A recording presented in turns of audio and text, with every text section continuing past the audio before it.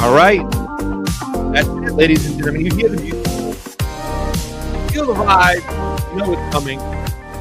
Fun times ahead when you hear that. Ladies and gentlemen, welcome back to the TruthWire. I am one of your hosts, along with two co-hosts. One of them who's here right now with me, Matt Weinglass, from the Home Stuff. Matt. What's going on? What's going on? Welcome back to us all, I suppose. This is a nice little gathering we're doing today. I like it. I like the topics. I'm excited about the show. Yeah. It's interesting when you have good topics and you have good information that you want to talk about and good conversation that you need to be had. It doesn't make a difference where or when you are doing it. It's just the fact you get the chance to do it. And thank you everybody out there who's hanging out on YouTube, hanging out on Fee's Twitter, my Twitter. Matt, are you connected? Homeless Left YouTube. We got that rolling. I hope. Yes, we got it connected. Good. Yes. Rumble across the board. We're there. I believe we're even kicking it out with Kick. And I believe Rockfin is still. Is Rockfin even up? Is it still there or no? It's up. Even on the Rockfin that really don't pay too much attention to, but still kind of try to roll theirs when we can. They saved us when we were censored on YouTube. Been a lot of problems since. A lot of craziness. A lot of people leaving the platform. I don't know where it's at, but if you are one of the two people watching on Rockfin, thank you. Well, whoever's there, thank you very much, and thank you for all your support. And all the ways to help us to help the show out are down below. It's been an interesting year in 2025, talking about us and what we've been doing, finding our footing, trying to make our way. The news has been amazing. It's been crazy, the new Trump administration, Matt, but I still think there's better times and more times ahead for us and what we're doing here today. Give us any little quick updates on the Homeless Left. As far as what you've been experiencing over there really quickly before we get rolling. And hopefully our other co-hosts will be joining us. Yeah, no, it's been quite a wild ride these last couple weeks. We actually made the determination we needed to step back and just take kind of a breather, like a week or two. And we actually made that determination right as Charlie Kirk was being assassinated. I literally made the determination. We're going to do one more show and we're going to pause. And then we saw the news that broke and we're like, oh my gosh, now we got to look into this thing, do a big show on it, which we ended up doing. You guys can go back and check out our coverage. I was pretty happy about our deep dive we did right away into it, knowing that I was going to stick to the breather we needed. But I want everyone to know, this is what we sign up for when we do this job. What we sign up for is the wear and tear and the constant beating we take from the censorship industrial complex, from the people trying to make us look like the ones causing the problem when we're the whole point. And the reason we do this work, Craig, you know this, Fee knows this, our audience knows this. The reason we do this work is because the mainstream isn't doing the work. In fact, they're doing the opposite. Their job is to protect power. Their job is to protect their donor class, their advertisers, and to make us look like we're all sitting in our grandma's basements, keyboard warriors, doing our own research when we're actually doing journalism. We're actually looking into things. We're asking the right questions. So again, when we decided we needed to take that break because of the wear and tear, and we need to reset every once in a while and then get back to it, this big thing went down. And so we covered it, still took a little time off. Here we are now. We're ready to jump back in. Homeless Left, we're going to be back on twice a week starting on Tuesday. But again, this is a great timing that we can have this conversation now. And yeah, I'm excited. Had a little bit of time to, just take that breath and also make sure everything was running smoothly. And we weren't getting, we had to make sure our YouTube was going well. We just got monetized, which is amazing because I didn't think that was even going to happen with the last channel being terminated, which was horrible, but we keep at it. Again, this is an ongoing battle. We're fighting this war. Sometimes we win a battle, sometimes we lose a battle, but we keep on fighting. And so we're happy to be back and again, ready for this awesome opportunity today. Yep. Thank you so much, man, brother. We appreciate you jumping in. It's been interesting. I've been doing a lot of your show this whole year. And, obviously, I think I've made it kind of known to the audience out there that I've been dealing with some health issues and trying to get that straightened out. And I'm going to continue to do that. The Wednesday show on WBAI has been truly amazing. Being able to talk to New Yorkers, we get to call in.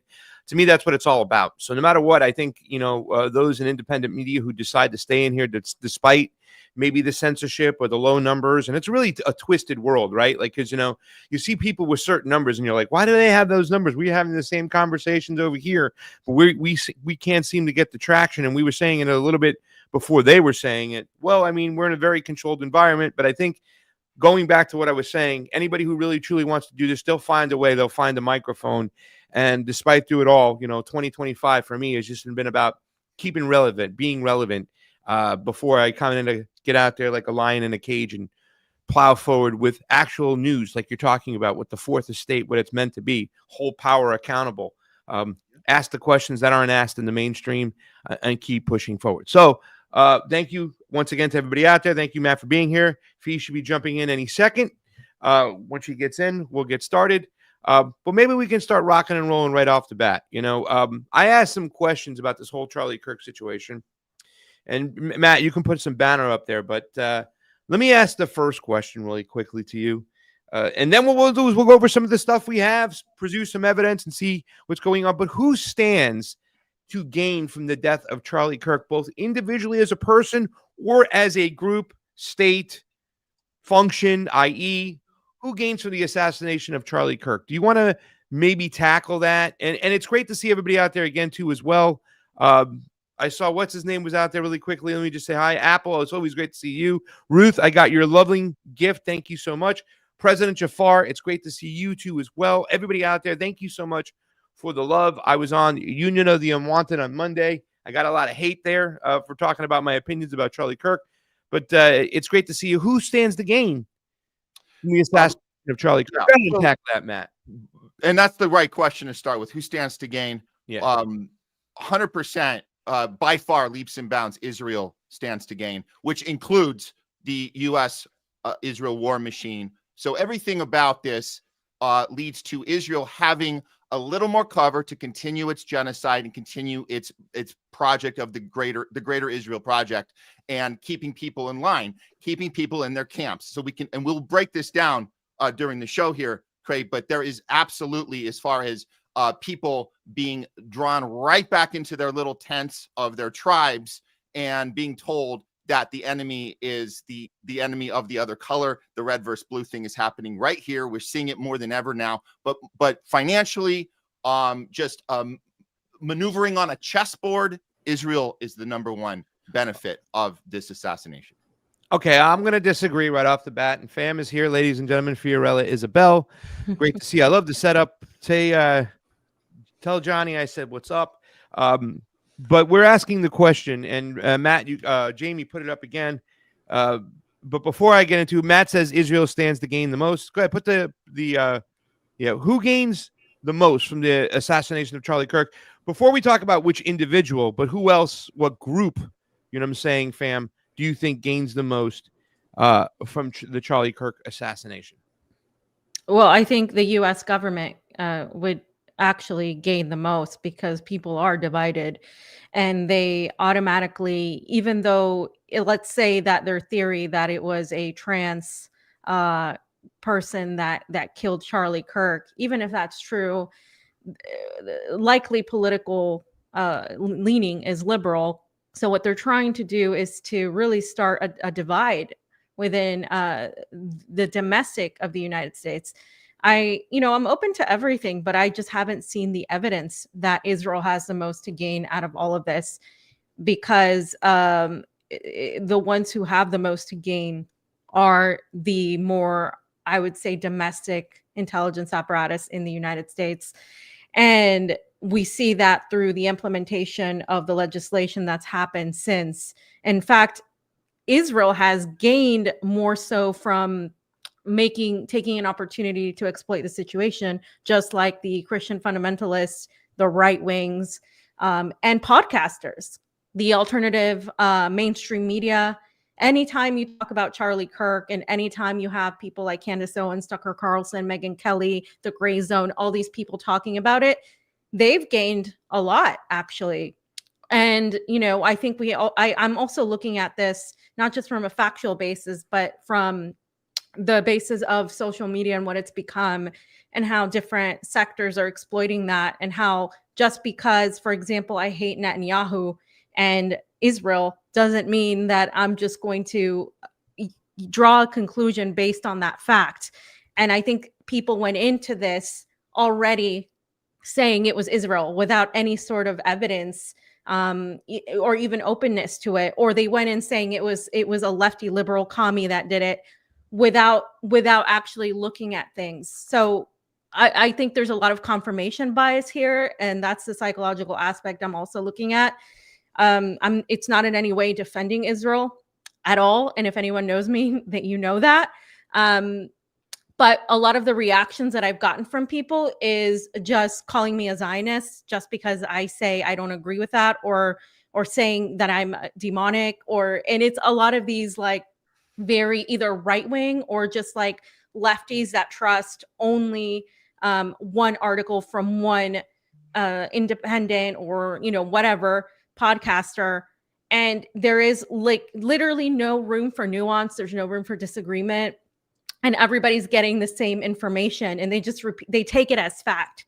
And I think that within everything that's happened, the US has become more divided. We've seen attacks on our privacy, on our free speech, on so many fundamental rights that supposedly the United States has. And we've also seen a diversion towards about this whole thing with Charlie Kirk. And literally most of these people haven't talked about Palestine in terms of what Israel has been doing. It's distracted from pretty much everything. And it's made it about Charlie Kirk and the conspiracy of who killed him and who did this and who did that. And that's all these people are talking about. They're no longer talking about Gaza, and we're supposed to care because it's Charlie Kirk. And it's honestly surprised me how many people have fallen for this, which I think anything's possible. I've even entertained people saying that he isn't dead. Like I'm really open to a lot of things, but for me, it's very possible that Charlie Kirk was killed by somebody who didn't like him, because he wasn't a likable guy. He just wasn't. I mean, right now I'm in Florida. It was feast or famine, right? You either loved him or hated him. Yeah, well, yeah, but I think the people who supported him were grossly estimated, because even in Florida, which is, I would say, largely Republican, a lot of people didn't really know who he was. I've been here now for 3 weeks, and I've just asked like normies, like, hey, do you know who Charlie Kirk is? And they're like, no, I don't really know who that is, but I have an opinion on it. So it's interesting. Like, people are saying, oh, but he was so influential to the youth.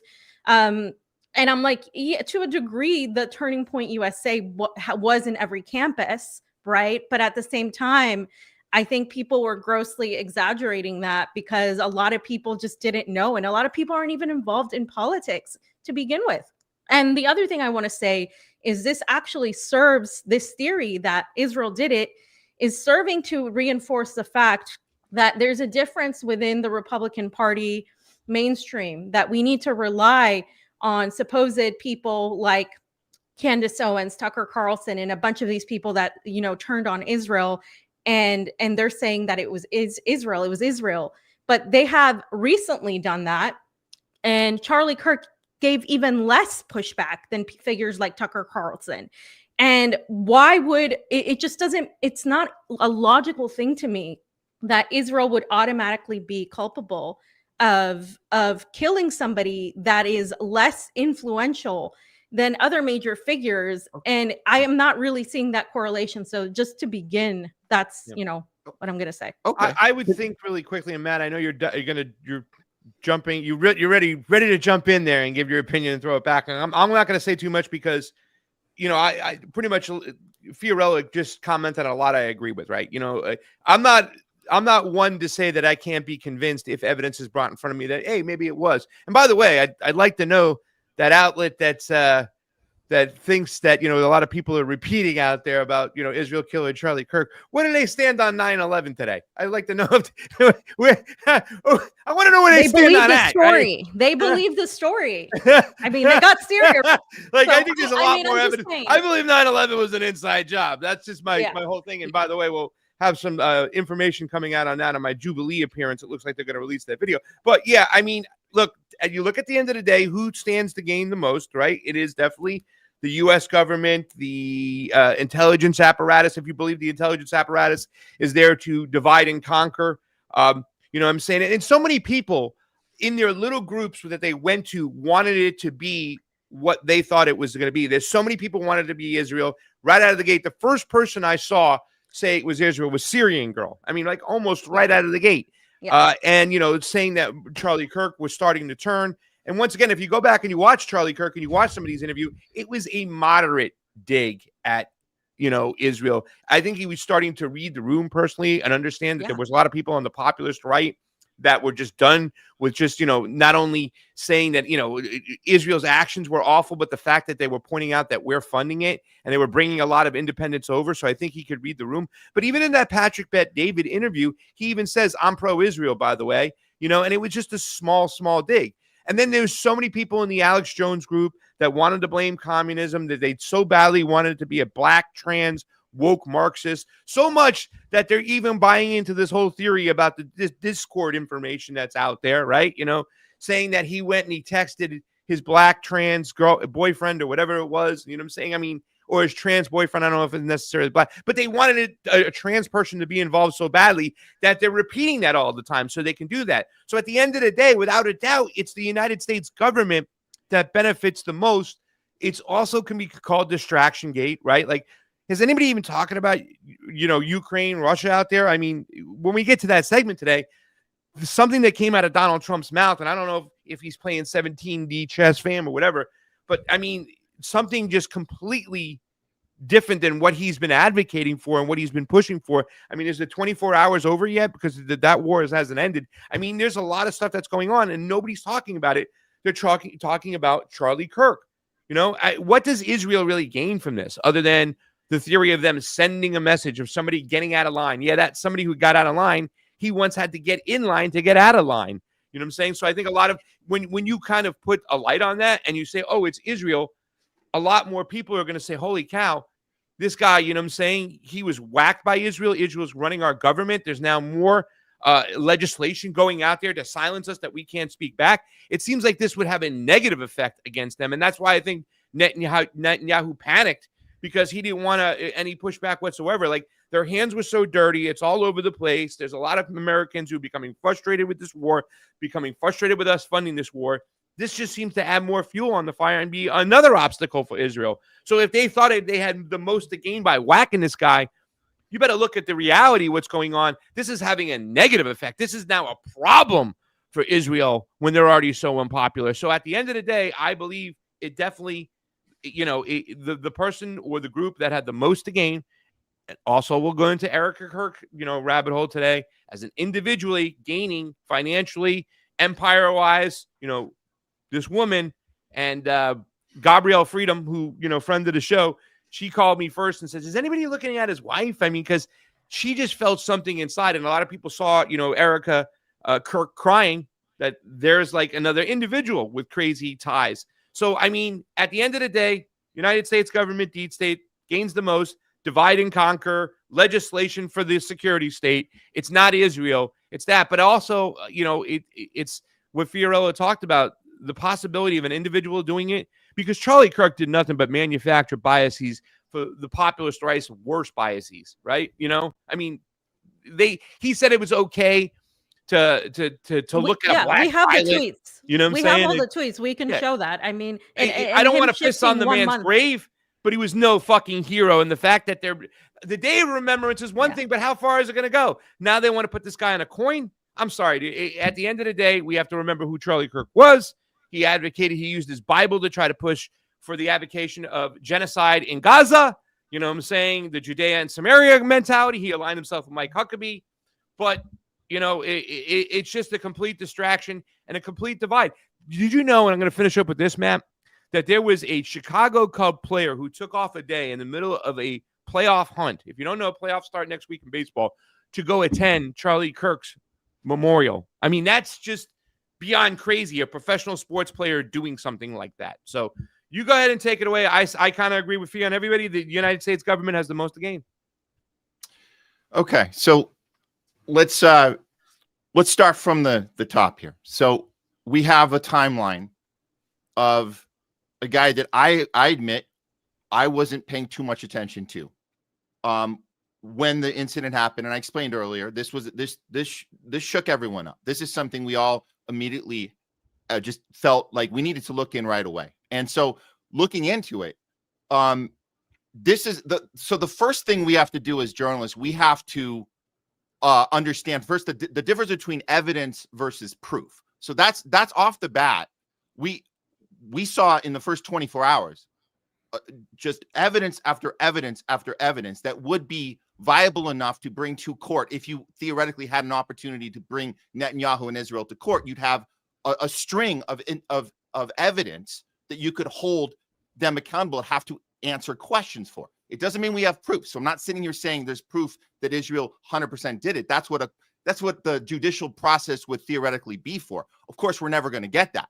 But when we look at the red flags, which are correlated with evidence, we see a timeline that doesn't make it. To me, it says there's a problem when you have a guy who was hand selected to be this massive influencer. And like, I know you guys are saying you didn't see that influence. When I looked into it, I saw a massive influence from Charlie Kirk in a realm where we call the deep state, the establishment, whatever we want to call it, the U.S. government, the Israel-U.S. war machine, figures out how to utilize a guy that has this relationship with a younger generation that can be more effective than any politician can. It's like Obama times 1,000. I would agree with we have an opportunity of this guy engage with people on the ground, not just go to these college campuses, not just have these discussions and engage people, but he can influence policy. He can influence people that are holding office. He's a massive person that could give them a lot of fire, a lot of tools that you can't even do from inside Washington. So when we understand this, and I got this methodology comes from third party philosophy. Now, look, I'm going to tell you, I've been working closely with We the People. There's the leader of We the People. His name is Levi. Levi has showed us what type of operations are in place where you can steer an entire people into a system that they wouldn't sign up for on their own. So let's look at Charlie Kirk as one of the major influences of what Israel can get away with. He's one of the biggest. Yeah, okay. He's one of the biggest. One of the biggest. So when that biggest asset becomes a liability, you have to do something about that liability. So let me be very clear. We're not looking at Charlie Kirk as the biggest critic of Israel. You don't kill the biggest critic. You kill the biggest liability. But why was he the biggest liability? What proves that I would say, and I would argue. Now we're going to break that down. I would argue that Marjorie Taylor Greene is a bigger liability than Charlie Kirk was. No, not at all. I would argue that in a heartbeat because she was out in front in Congress going, "We got to stop this." So this is the Zionist control of our system, not just DC. The Zionist control of our system goes in. We know this. It goes into our media. It goes into Hollywood entertainment. It goes into our churches. We have to understand how Christianity itself has been captured by Zionism. We talk about Judeo-Christian philosophy. This is where you take a Bible way back in 1912, you reprint it, you take the Palestine map out of the Bible, and you put it into these churches. So you got somebody like Charlie Kirk. Now, look, we can go through the tweets. We can talk about all the horrible things he did, but I'm going to tell you something. When I look closer, I see somebody who used his Christianity as Judeo-Christian influence, which is Zionist influence, to push those values, quote unquote values, onto the people that he talked with. So that's where you get Charlie Kirk saying Palestine didn't exist, because it comes right out of this captured philosophy. That's what that was. But he also was for free speech. So you talk about give everybody a microphone and let's debate. So if you look at the timeline, there was a massive shift that occurred about a month before he was killed. That massive shift is when he started asking questions. Now, look, you can say these were very light questions. Okay, he still hated Hamas more than he hated Israel. But once he started asking about the ADL and their ability to control our Congress, when he started asking questions about Epstein and his connection to the Mossad, when he started asking questions about October 7th, clearly asking, Was there a stand-down order given by Netanyahu? He's asked these questions just weeks before he was murdered. Now, it's not just that he asked the questions. He started talking about what happened to him by asking those questions. The bullying, the threatening, being called anti-Semitic, being told that he's no longer a friend of Israel, money being told that you are no longer going to have these donations, a massive amount of donations being threatened to him. Now, he didn't fully control that bank account at Turning Points. So there's people coming in and out. There's millions of dollars missing. There's threats about if you have Tucker Carlson on your stage anymore, we're gonna pull another 2 million here. We're gonna pull millions here. I know there's that report from the Gray Zone about whether the 150 million checks out or not. That's one thing, but there's massively other ways that you can punish him financially. But I'm gonna go to this one quote, and this is very, very important. When he was talking with Megyn Kelly right before he was murdered, Charlie Kirk said, "I'm not able to say certain things," which is weird. He called it weird. I can't say anything about Israel. It's weird. So the question we ask is, why can't you? What does he mean by I can't? You have a microphone. You have millions and millions of people. What do you mean you can't? What are the consequences to doing that? He talked about his security team being in place. His security team was appointed by Israel. So you have to then question the people that are supposed to be protecting you. We have to look at this. The timeline. Now, look, this is probably the most important part, because when you guys start saying, well, how do we know all this right away? How do we know all this right away? Because we look at the timeline of September the 10th, and we look at Netanyahu tweeting out about Charlie Kirk's death. Now look, how does a guy who's engaged in 6 different wars, killing people, killing negotiators in Qatar, involved in an ongoing genocide, involved with all of these different attacks in Lebanon, in Yemen, in Syria, he has time to step aside, get out his Twitter account, and tweet all day about Charlie Kirk, all day. Now we have to ask ourselves, how did he have that information? How is he the first to report on his death? Okay, but this is all right. Listen, I'm not arguing the fact that these things do exist and these things are not true. Of course they are. And I can't answer to, I'm not, looking at Netanyahu's schedule plan, and I can't say, how did he get the time? But, obviously the guy is definitely an opportunist, right? And I think he saw this coming on with people saying stuff right away. And he had people telling him, the AI was flagging people going, it was Israel, it was Israel, it was Israel. And he had to try to get out in front of it maybe. But that doesn't still, mean the fact that Israel did it. And let me just say 2 things real quick. And I want to ask Fee something. And I know you hold your thought, Matt, because I think you said a lot there and we have to kind of address it. First of all, it's not possible to be pro-Israel and pro-free speech. That's an oxymoron. Charlie Kirk tried to play that 2-step, that both siding. If you are pro-Israel and you've been pro-Israel as long as he has, you are anti-free speech. If any country has an influence on us, on our speech, anti-BDS laws, influence in our Congress, it's, if there's any censorship going on, if any country is doing that, it is Israel. So you can't be both. It's impossible, right? But even despite with that going on and everything you say there, isn't there a possibility, and this is a question I need to ask, you're making all these assumptions it could be Israel. Could it be possible that Israel and the United States worked together in conjunction and said, okay, let's take care of this together? Has anybody kind of crossed that path that both the deep state and Israel did this together? And Fam, I'll let you tackle that obviously, first. Obviously the U.S. government is part of the cover-up. If we're talking about a cover-up, I'm saying that Israel is the one. Were they part of the planning? Israel's the Could one. they have done it together? Could they have stepped together and said, let's do this for both our benefits together? Look, this is just like Epstein. Watch Kash Patel. Watch the way Kash Patel talks about Epstein. Watch the way he talks about Tyler Robinson, and the case is closed. He has the exact same body language, the exact same sweat coming off of his forehead, the exact same cross-eyed look into the camera. He looks like a complete goof as he's trying to tell us, we looked into it and there's nothing to see here. Case closed. This is instructions, top-down instructions to protect his people, his handlers, which are directly related to the Mossad, directly related to Israel. So, of course, Craig, they are working together. They are part of the cover-up. The FBI is telling you that this text messages between Tyler Robinson and his lover. Oh, hi, lover. Hi, I just wanted to confess everything to you, but please, whatever you do, don't tell this to the FBI, because Kash Patel just got assigned, and he's amazing, and he's really good at figuring shit out. Yeah. Anna Ringwald's in there. That you are meant to believe. Yeah.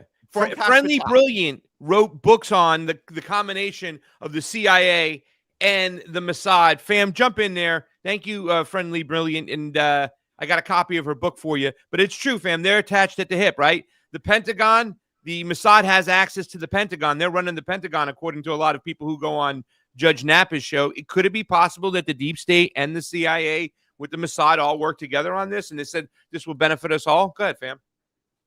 I mean, I think it's possible, but I don't really see the markers of Israel. Like, what we've been told is that Charlie Kirk was such a threat and that he was coming around in the last month. We're talking about 2 years into this genocide. We're talking about late 2025. It's almost October. And you're telling me that a month ago, he decided to come around because he had a hallelujah moment, because he was quote unquote scared. But he wasn't that, like, he might have been afraid of his funds drying out, because a large portion of his followers are feel that way about Arabs, about the Middle East, about Hamas, so he has to understand that a large portion of the other side of his followers were already questioning Israel, mainly because Tucker Carlson and Candace Owens and a lot of the alt-right figures that have gone quote unquote independent, even though Candace still promotes Oracle on her YouTube, by the way. So in fact, I think you're right, Pasta. That was just him reading the room and saying, all right, well, clearly I need to address something with Israel, because what you have to look at is nuance. There's no nuance in this. Immediately after, it was Israel did it, or it was this lefty commie that did it. There was no nuance. So the mainstream argument was that it was a lefty commie that did it. But the alternative mainstream media argument that was not questioned at all, so people went into this already saying it was Israel and confirming their bias. They already went into it with a decision that it was Israel and worked backwards from that. So it was more of an inductive reasoning aspect. And when I'm looking at this as someone that really, really closely follows trials, cases, like, true crime, that sort of thing, this wouldn't hold up in court. You can't just say because Israel is to blame, is embedded in the US government, because Israel, we don't like them, and because they've assassinated people before, it means that they likely killed Charlie Kirk. Like, you can't do that. That's not going to hold up anywhere whatsoever in court. But the other thing you can't do is you can't let these leads get thrown aside. You can't as Cash. Yeah, you can't, but you have to look at everything, and you're but they're not looking at everything. Correlation is not causation, though. Like, just because things seem to correlate doesn't mean that they're directly related. I mean, that's like, if you're looking at this objectively, you're not going to make a decision and say it was Israel, or it wasn't Israel, or it was the FBI, or it wasn't. Even it is a possibility that it was this idiot that was caught. Like, all of these are possibilities. My issue is that people are so determined that it was Israel, and they're making a huge, huge profit off of it. So many people are benefiting from this. And that makes it impossible for you to decide who it was, because we're not getting any factual evidence here. Like, even the fact of how he was shot, right? They're saying, oh, it's possible that he didn't have an exit wound. Actually, it is possible. It's not likely if it was a high caliber weapon, but it is possible if they were far away, given the weapon type and given the weapon strength, that there wasn't an exit wound.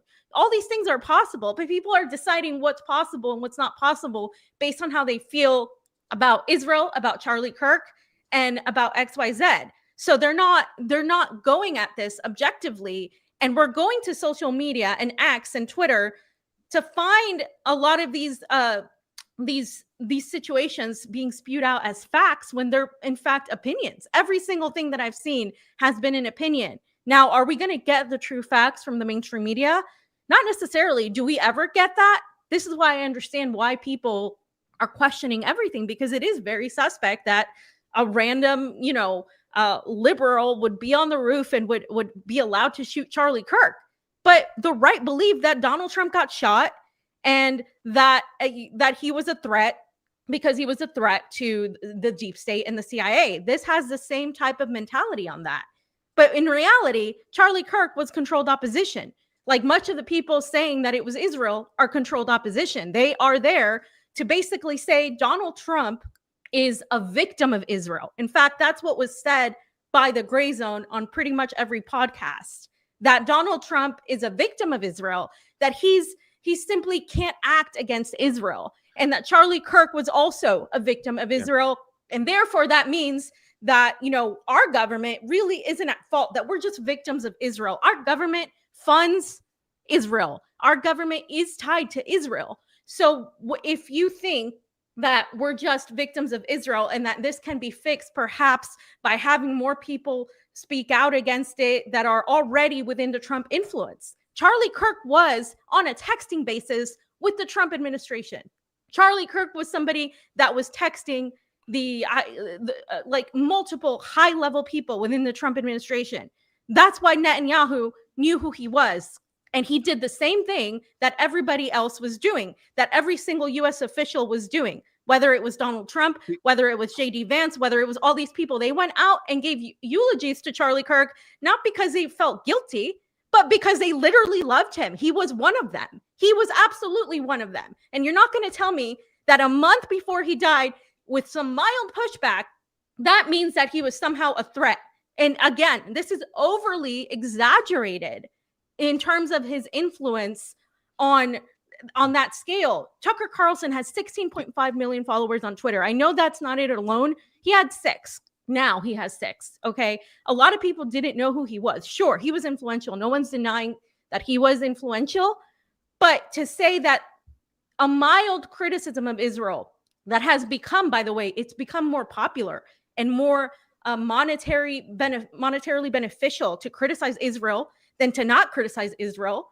And if I'm a podcaster that has a PR person, a marketing person, a whole team behind me, and what I say and what I do, because if you think he doesn't, you're absolutely naive to think he doesn't have people around him telling him how to conduct and telling him what to say. I'm going to go where the wind is blowing. And it's become popular. People are making a lot of money from the Free Palestine stuff even. This is why all of this has been exploited for all of these people to make a lot of money, to gain a ton of followers, to continuously talk about this and completely divert the attention away from Palestine. What is Megyn Kelly doing? What are all these people doing? They're talking about Charlie Kirk and how Charlie Kirk was killed and he's a victim and how they're making a martyr out of him. And by the way, me just saying, God, it's weird that he was killed by somebody with a gun when he advocated so fervently in favor of guns. It's crazy. Or when I said something like, I don't think we should have a memorial holiday for somebody that was a podcaster. For me, for you, for anybody,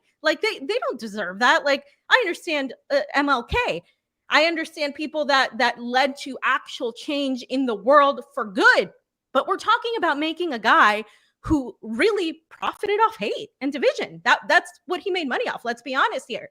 He called it free speech, but really we know where his funding came from, largely from the neocons. And when you talk about Christian fundamentalism, that is so tied to Zionism that it's the same thing. It's a supremacist ideology. And he promoted that. He promoted this idea of let's debate. But it was definitely from a standpoint of I'm right and I'm going to mock what you're doing. He wasn't somebody that really tried to bring people together. He tried to divide people. So it is very possible that somebody didn't like him and actually did kill him. I don't think that's beyond the realm of possibility. But I don't buy the mainstream media, like what Matt said. I don't like the text messages, all of that. Same thing with the Luigi Mangione case. It just seems like ridiculous to me. So I'm not saying that it was, just necessarily what we're being told.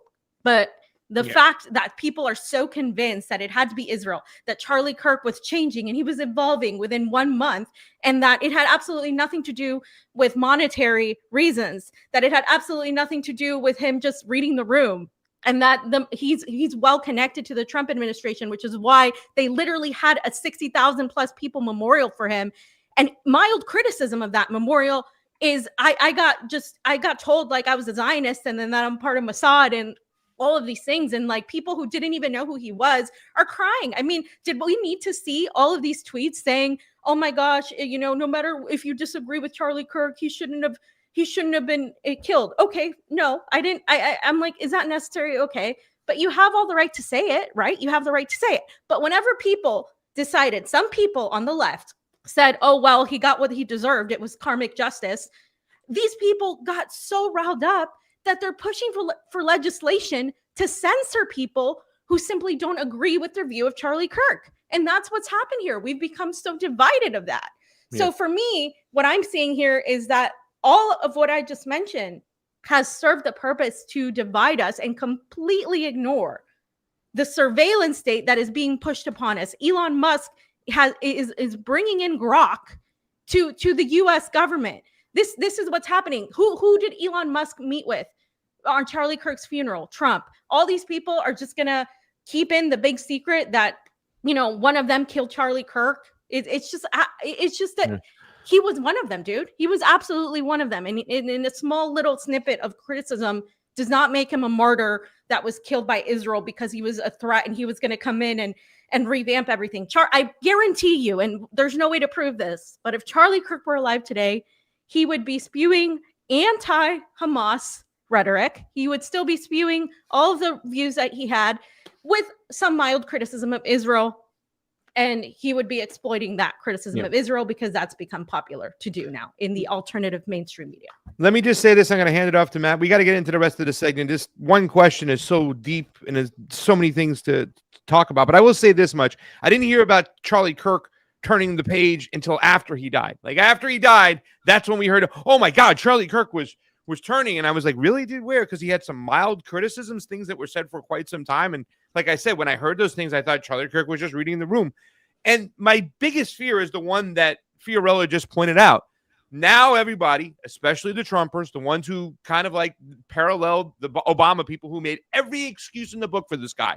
You can't do that to power. You can only do so much. It's the same kind of rhetoric we heard when the people were sticking up for Robert Kennedy and Tulsi Gabbard during their confirmation hearings when they were saying stuff. Well, they got to say that stuff. They got to play ball.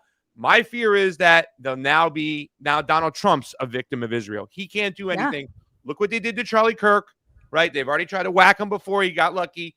Look what they did to Kirk. He can't do anything. He has to play ball and do what Israel says. That is my biggest fear, and that biggest fear is coming to fruition. Matt, go ahead and take a little time, and then we'll kind of get into these videos so we can show some of the scuttlebutt, the noise, and the information going around Charlie Kirk's death that hasn't slowed down whatsoever. Go ahead, Matt. So I wholeheartedly disagree with the assessment that when we talk about Israel's control and capture of our government, of our media, of our entertainment industry, of our churches, of the banking system, that we're saying that we're alleviating some sort of blame and calling Trump a victim or any politician a victim. No, we're not. We're not calling anybody a victim. And I say we because I don't see that verbiage being used. I understand that you can assess it that way because when you say, hey, the person pulling the strings or the people pulling the strings are bigger than the politicians that we elect here or that are selected here. By the way, who selects our politicians? We look into this stuff. So, but well before Charlie Kirk's assassination, we already were critical of this. We already try and hold people like RFK Jr. accountable and say, how can you tweet this garbage out on October 8th? About October. How do you do this? Now, look, are you saying that by suggesting that RFK Jr. there's some blackmail on him and there's a reason that he has to go and promote Netanyahu gets a blank check from us on day one after October 7th and unprovoked attack? And I'm just using him as an example because if you were to say that we were giving him a free pass because we were insinuating that he was the word you're saying, Fee, is victim. We're not saying victim. We're saying this. We're trying to look into how the puppeteers get away with what they get away with, looking at how money works, looking at how AIPAC buys off every politician and makes them do stuff that they wouldn't be doing. If you put America first, why is Israel first? So these are the questions we've been asking the entire time. So no, I don't agree that the gray zone is putting cover for Trump and calling him a victim. We're saying that these people are weak when they get into office. They're absolutely weak. They are acting out of fear. Now look, victim or no victim, what we're trying to understand is who is controlling this whole entire thing. So we look at, again, the first question that Craig put out there was, who's benefiting from this? And clearly when you see the memorial, and you're right about this, if you look at this memorial, look at this extravaganza for the RNC, for the war machine. You got people like Stephen Miller getting up during this. I'm not even gonna call it a memorial. It was a MAGA rally. Yeah. So this was something to promote more war, more occupation, more bombardment of the Middle East, and you get the Christian Judeo mythology, you get it back in place. And you got people like Ben Shapiro saying, I'm taking over the mic. Well, his wife's going to be CEO. So what? That's just on paper. Ben Shapiro wants to go around and start talking to campuses. You guys know Ben Shapiro's stance on Christianity. He doesn't have, he says Jesus wasn't a prophet at all. F that guy. He said that on Rogan. You guys can go back and look at that tape. The point is, you got to get people back in line with the Judeo-Christian philosophy. It's a Zionist philosophy. And you do that by putting the wife up on stage and having her play cover and say, I forgive the sole shooter. So if any of us fall for this, just please, you guys have to step back and look at this. You have the wife saying, I forgive this person. The Christian in me is forgiving this person. Now you've set up this environment where if Tyler Robinson ever gets to trial, although he might get an overwhelming sensation of killing himself beforehand, that might happen.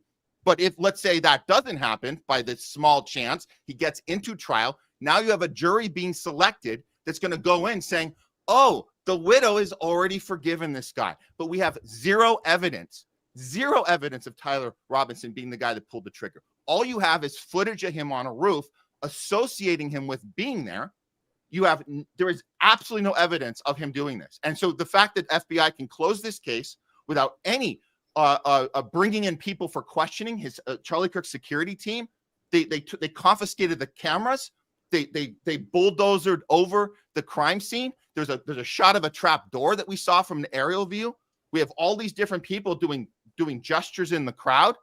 So you're shutting down this case when the security team, again, appointed by Israel, direct communication with Netanyahu. This would explain how Netanyahu was first to know about this. This is evidence, Fee. This is evidence. It's not proof. It's evidence. How can Netanyahu be the first to tweet out about this? How can a Jerusalem news outlet be first to report on his death over any U.S. publication? We have to look at that. That should be enough to ask questions. We're not making the conclusion and working backwards. We're noticing that that's what the FBI is doing. They're making the conclusion and working backwards. We're just asking questions, and we have to be honest with these questions and say, I'm not okay with you shutting this case. We have to look deeper and see that yes, I agree with on this memorial being something that elevates this Judeo-Christian mindset. What it's going to do is put Turning Points back in line where it was originally, was to hail in a new generation into this ideology that we can shit all over the Middle East as long as we put Jesus. Jesus is okay, guys, just as long as we hate those Muslims, and we can go and that's the excuse to keep bulldozing through the Middle East. And that was the whole point of capturing the Christian church from the beginning, 1912, when they took Palestine out of the map. So we are seeing the benefits from Israel from this, but we have to keep asking these questions, and we have to understand who is actually benefiting. And I think we all agree, and I'll say this last, we all agree that the distraction is away from the things we should be talking about. And that, I believe, is all by design. Pasta, I just have something to say really quick, and I'll hand it over to you. And I think we do need to move on. We're probably just going to only be able to talk about this. But this is what was said in the gray zone. According to Kirk's longtime friend, Kirk's resentment of Netanyahu in the Israel lobby was spreading within Trump's inner circle. In fact, they said the president himself was terrified of Netanyahu's wrath and feared the consequences of defying him. So yes, Trump is being placed as somebody that's scared. The president of the United States is scared of Netanyahu and afraid of defying him. This entire thing has been thrown out multiple times, not just by them, but by a huge portion of the alternative mainstream media, that Trump is a victim, the same way it was thrown out about RFK, and not the possibility that perhaps this is how Trump feels. He agrees with it, and not perhaps the possibility that a great majority of our government that's in power, not everybody, but the vast majority feel this way about Israel, that they agree with it, that they're right in line with it. I'm sorry, but looking at the United States government as the victim of Israel rather than an enabler and a fully compliant enabler, it completely rids them of the culpability of what is being done here. The people of the United States might not agree with it. Many people have woken up to what Israel is and what they're doing, but that doesn't mean that our government isn't in line with that. And that's a reality that at 100% completely does what the opposite of what we should be doing, because instead of actually understanding that we need to stop this interaction with Israel, this relationship, that our government is 100% mostly in line with it, we're saying we're victims, and then therefore nobody can stand up against Israel. And that is being promoted by a lot of these people, that thought process. And what that's going to do is going to say maybe the next person in line with mild criticism of Israel should be acceptable for you to fix things, to reform things, when this cannot be reformed. And this is a very reformist mentality. It's a very actual liberal ideology. And the fact that Charlie Kirk was a Christian fundamentalist we're acting like that is something that's against Judaism. It's not. They're in line. In fact, Mormonism and the Judeo religion is completely in line with each other. They have so many things in common, and they have been fully in line. And the last thing I want to say to Kelly Lane about who's commenting about Charlie Kirk and his stance on Russia, a lot of people on the right, Trump Republicans, a lot of people went against the Russia-Ukraine narrative. They understood that Russia was not to blame. They got that one right. You know what? They did get it right because they literally saw an affinity to Russia based on the conservative values. And living in Russia has allowed me to see that also Russia has favored the Trump administration as well. And in that context, it's no surprise that somebody like Charlie Kirk, who was a quote unquote patriot and had a lot of that audience, was going to say, oh yeah, of course, the liberals, because it was the liberals that began that. It was the Biden administration that promoted that. Of course he's going to stand against that war. Of course he's going to be against the DOJ and Mueller. Of course, that falls right in line with his stance as a alt-right wing alternative media personality. So did Tucker. So did a lot of these people. That's neither here nor there. That's not a reason to say, oh, he was becoming anti-establishment. There's actual anti-imperialism, and then there's the opportunistic anti-establishment that exists, only dependent on the situation. There is actual opposition, and there is controlled opposition. And many of you get stuck in that realm of the actual controlled opposition. And you're not realizing how you're being manipulated by these new narrative managers that are out there, basically telling you that now you're a victim, that Trump is a victim, and that all these people are victims that are scared and nothing can be done, or little can be done, or if something can be done, it only has to come from one of the alternative mainstream media figures that say this. And to me, that is debilitating. It is weak. It is completely diminishing our role, our government's role in what is being done. And nothing has benefited us more than this, because we are forever divided. And I honestly, yes, eventually, yeah, that does benefit Israel, but it benefits the United States. This is what they want. This is what they want. Can I just one comparison is, I think it's very important. We all lived through COVID. We all have the same opinion on what they did to us. If this is a question I'll ask about Charlie Kirk, is the same with COVID. If enough people were just willing to go along with it because they fully believed it, why did they have to spend so much money and effort on the propaganda, specifically the part about threatening, bullying, and canceling people? Why would you have to do that?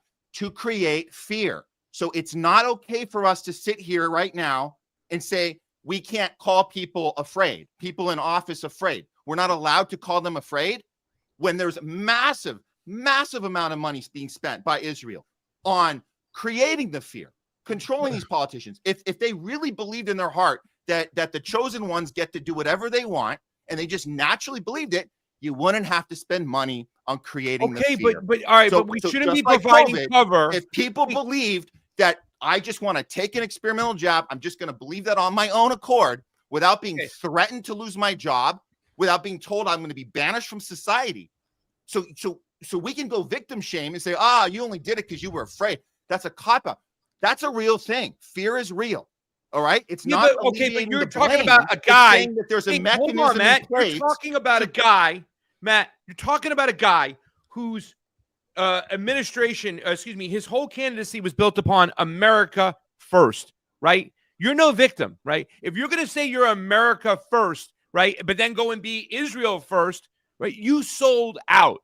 The fact that you're now afraid or you have fear is not even valid. Then don't sell me a snake oil salesman's fucking pitch. If you're going to go in there and say, listen, it's going to be hard because Israel has so much control, we're going to push back, then you're really going America first, but you're not. Why do you need to blackmail you're why saying do you one need to blackmail thing, people? selling us another. Your why fear do you doesn't need to mean blackmail shit to me. people? If fear wasn't a thing, why do you need to blackmail people? Why do you need to spend so much money on getting politicians, getting tapes? We know how this works. You get into office, they fly you to Israel, they drug you up, they get a tape of you. Okay, why is the fear justified? Why do you need to do that if you already have the consent from them to put Israel first? If they already believe it in their heart, why do you need to spend so much effort and money putting people in a position where they have no choice? I don't know. I just want to know how you can justify the fear, that it's a fear is the thing that Donald Trump needs to understand. It's not justifying. It's pointing it out as a factor that exists. I'm not qualifying it. Then you would argue that this whole time he was nothing but selling us a lie. Then he was selling us a lie. Trump, Charlie Kirk. You watch his behavior every time he gets mad at Netanyahu. He can't do anything about it. He just did it again. He just said he just said like that, Matt. The West Bank you cannot keep annexing the West Bank. I'm going to stop it. We know he won't. He can't. That's every single time he says I'm mad at what Netanyahu did in Iran. He can't do anything about it. Nobody can. No, he can't do anything about it. So nobody can because so Matt, but nobody can then, right? Because then everybody's going to be afraid of Israel, and the person that's not is just going to be killed by them. Like this again. So like, if you're going into politics and you're going to be afraid of one entity, and by the way, we're still talking about Israel as just the state of Israel, what is called the state of Israel, or as Bibi Netanyahu. What this does again is pretty much just say that Zionism is only tied to Israel. It's not. Zionism has spread beyond. It's a global thing. Okay. So again, why is it that we are allowing people to get away with being so completely spewing hate against Palestinians for years, and then at the last minute, but he started talking about the U.S. intel agencies? Of course he did, because things have changed. The positions have changed. The wind has shifted. The same thing with COVID. You talk about COVID. Paulson and I were among the first people to talk about COVID, and we got so much shit thrown at us by people who now, by the way, have made it their thing that, they might not even be here today if it wasn't because we were talking about it first. And the thing is, the fact that people just talk about things when it's safe, to me, okay, fine. You came around. It's better late than never. But at the same time, that does not 100% mean that you somehow became a threat by simply questioning something when there's so many other powerful people that were already questioning it. And again, we're just going in circles here, because ultimately, I'm not going to allow the narrative to be that Trump is a victim, that Trump is scared, that any of our government officials are just simply too scared. If you look at Trump, who he has been for decades, he has been a proud Zionist. He has been very, very straightforward about his sentiments. It's not because he doesn't want to. I mean, at the end of the day, the truth is, Matt, that our presidents we know are figures, right? They're not necessarily in charge of the foreign policy. But if you look at who's in charge of the foreign policy, and you look at the State Department and the military, the vast majority of them are in alignment with Israel. Donald Trump would not be in the White House this time that he ran if he wasn't aligned with Israel. He is not a victim. Our government are mostly not victims. They are enablers of Israel. And if we victimize ourselves, then we're going to keep repeating this cycle over and over and over again, where we become helpless and unable to actually say no. You need to choose to do the right thing, and you need to choose to say no. It is possible. It is possible. But of course, that would cost you your life. JFK was not Charlie Kirk. Okay. JFK was not Charlie Kirk. There's a lot of comparisons being thrown out there. Charlie Kirk is Malcolm X. Put Charlie Kirk on is MLK.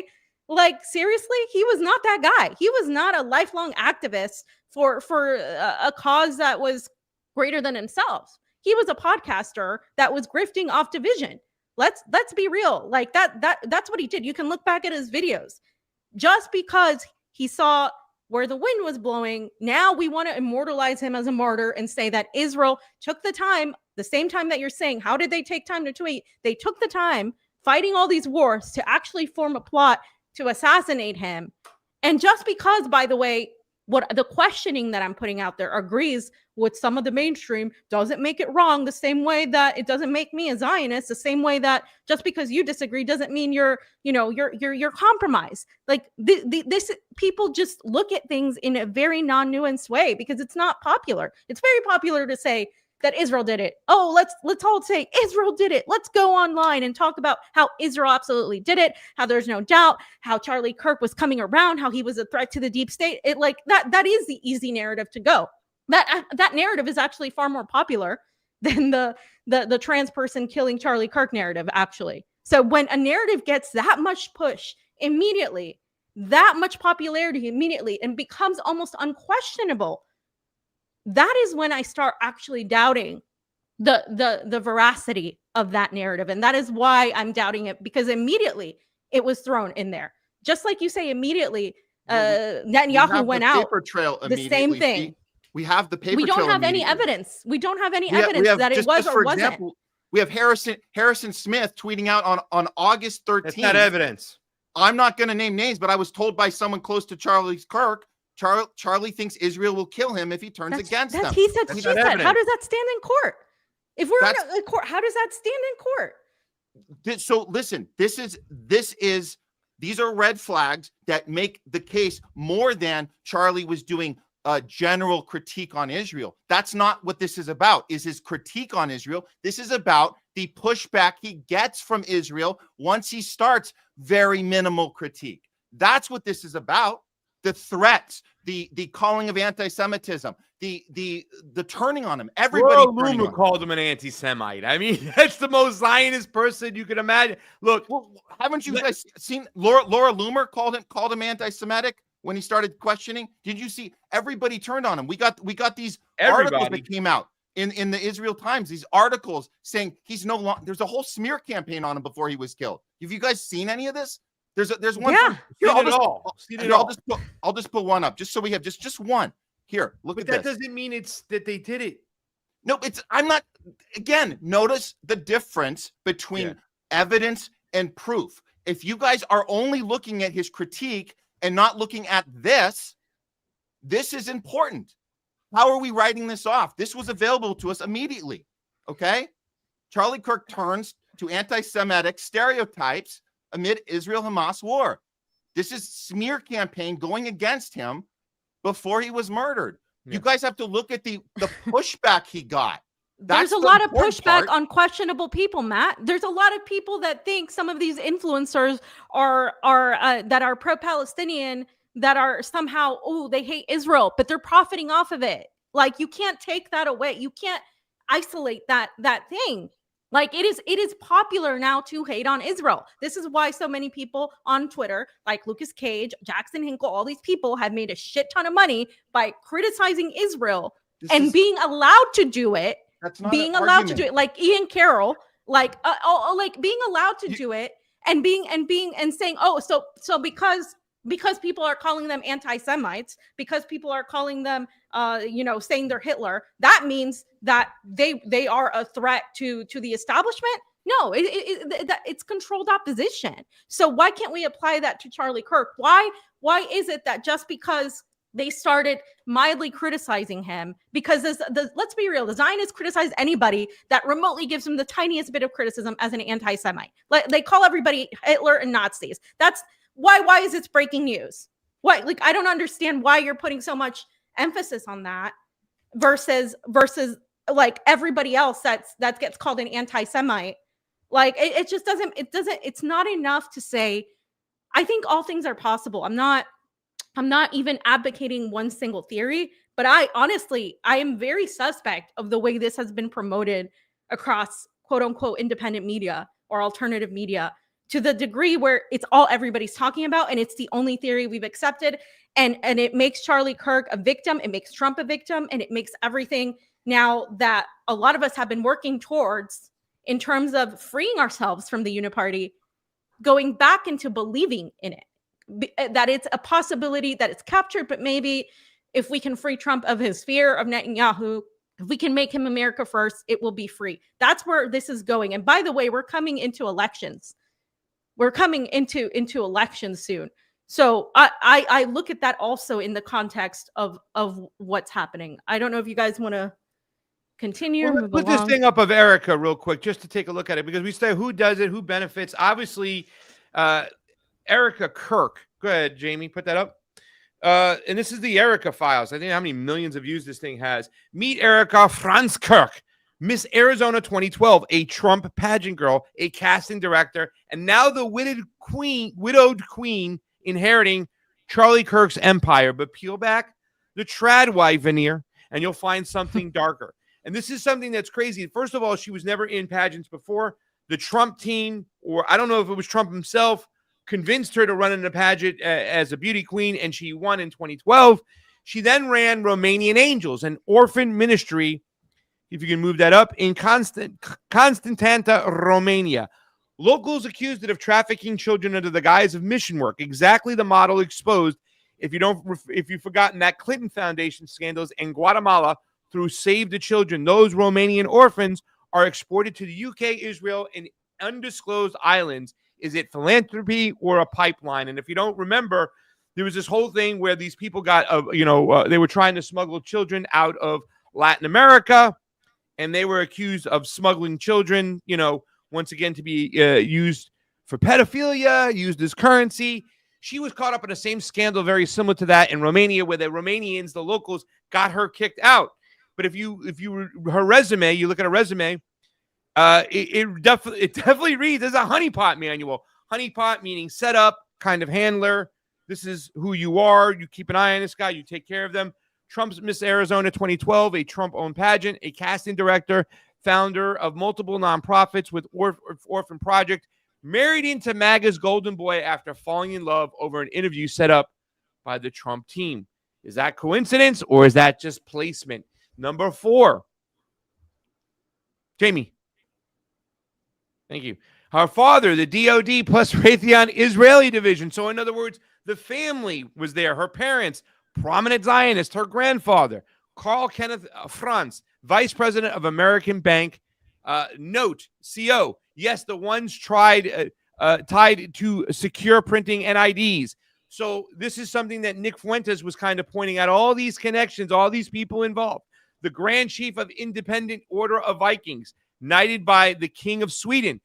And this is what I'm saying. There are other aspects, other people out there. I would think that Nick Fuentes, Marjorie Taylor Greene, even Matt Gaetz would be more of a threat to Israel than Charlie Kirk was. I could be wrong, but these people really spoke out.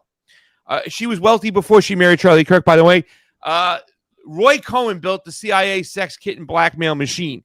Fam was pointing out earlier, if you look who Donald Trump is, if you go into the dark secrets of Donald Trump, if you paid attention to Whitney Webb's work, you would see that Donald Trump ran around with these people for a long time. So then when we see these connections with Erica Kirk, you can say, wow, holy shit, this is really kind of eye scratching over here, head scratching. Trump owned pageants and hotels, perfect leverage farms. Epstein wasn't a fluke. He was a franchise plug-in. So you understand the Roy Cohn to Trump connection to Epstein. And man, let me tell you something.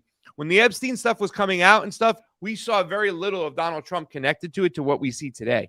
A lot more stuff has been blown off. I think that was by design. I think they kept the concentration on the Clintons for so long. And isn't it funny that you see Erica Kirk kind of tied into the same thing the Clinton Foundation was tied into? Everything that goes to Haiti and taking out children, to adrenochrome, it all leads back to the same group of people that exist on both the right and the left.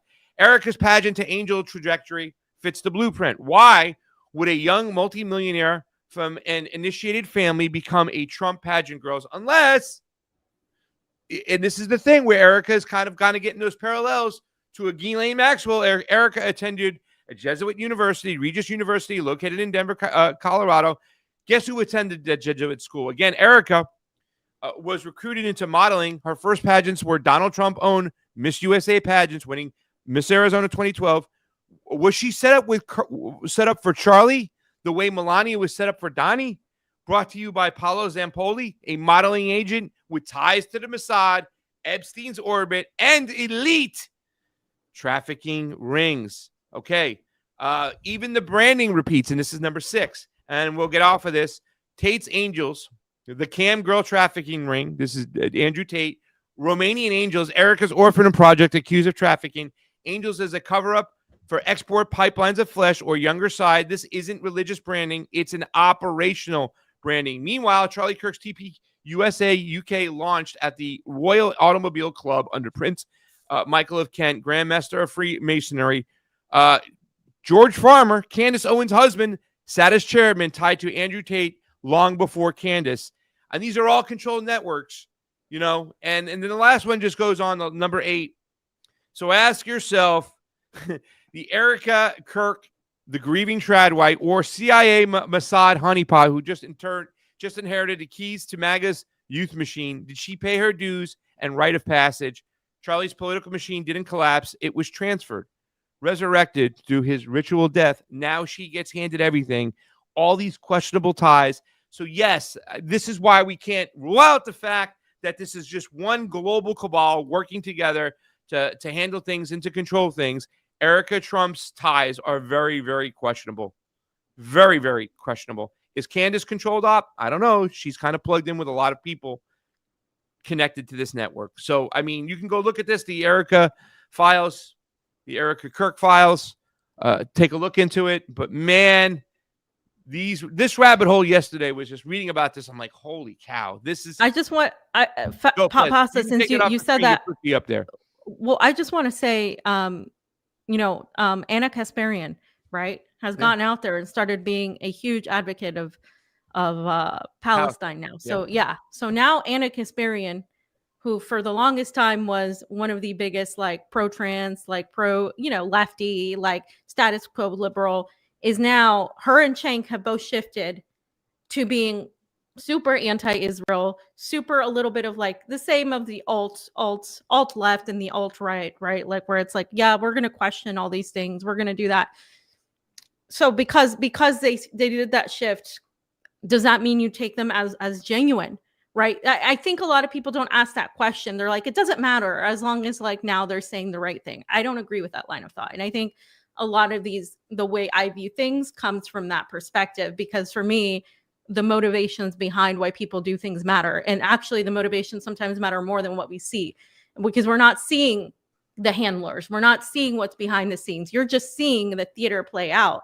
And that's why I for me, when I see these shifts that are somehow, these people that are somehow allowed to say a lot of these things that other people aren't allowed to say, and now it's like acceptable to say them. That's just reading the room, and that's just people that are allowed to say that. Like, it's just, it doesn't mean that they're an actual threat. Further, it means that they are not a threat, that they have been allowed to say these things, to have this pushback, and to have this theatrical display, much like what we saw between Netanyahu and Donald Trump, much like what we see with Donald Trump and Putin and Zelensky. Donald Trump is a master, I will say that, when it comes to theatrics. He's the WWE guy. I mean, this guy constantly puts on shows for people. It's just like very obvious to me that what we're being fed is very theatrical in the entire aspect. And like none of this adds up. None of anything that's out there is really adding up. But people are choosing which narrative to play into. And it's just that to me is the most frustrating part. People like to pick characters and say, oh, I believe this person just came around. I mean, Kelly keeps posting quotes that Charlie said on Tucker Carlson, like it's anything, like it's not all the things he said have been long accepted a long time ago. Like this is the most basic thing you can say now. And like it's not anything out of the ordinary just because it's Charlie Kirk, because he's influential in the right at this stage. I mean, you have to understand these people are always ahead of us. They're always ahead of how to control media because nobody watches CNN anymore. Nobody watches mainstream media. So what they've had to do is go into the alt media space and control it. And that's exactly what's happening right now. And that's exactly why we're being fed the narratives that we're being fed, and how, you know, only certain people are allowed to spew these narratives, and whatever they decide is what you believe in. It's no longer just about the mainstream, that they're not powerful anymore. What's more powerful now is the alternative mainstream. And that's not being talked about at all whatsoever. Let's get to the next video real quick too, as well. Jayme, that you have up there that we have in the doc, the theories, right? So let's play this here. Let's play this over here, guys. All the way to help the show are down below. I'm here with Matt Weinglass, Fiorella Isabel. I'm Craig Pastor-Jardula, CheeseSlice on the ones and twos. This is the TruthWire. Thank you so much for helping us out. Like I said, all the links are down below to help out independent media. Here we go. In America, over the last 10 years, counting or not counting gang violence? Great. In America, over the last 10 years, counting or not counting gang violence? Great. Everybody's saying it's the lavalier, right? In America, over the last 10 years, counting or not counting gang violence? In America, over the last 10 years, counting or not counting gang violence? In America, over the last 10 years, counting or not counting gang violence? Great.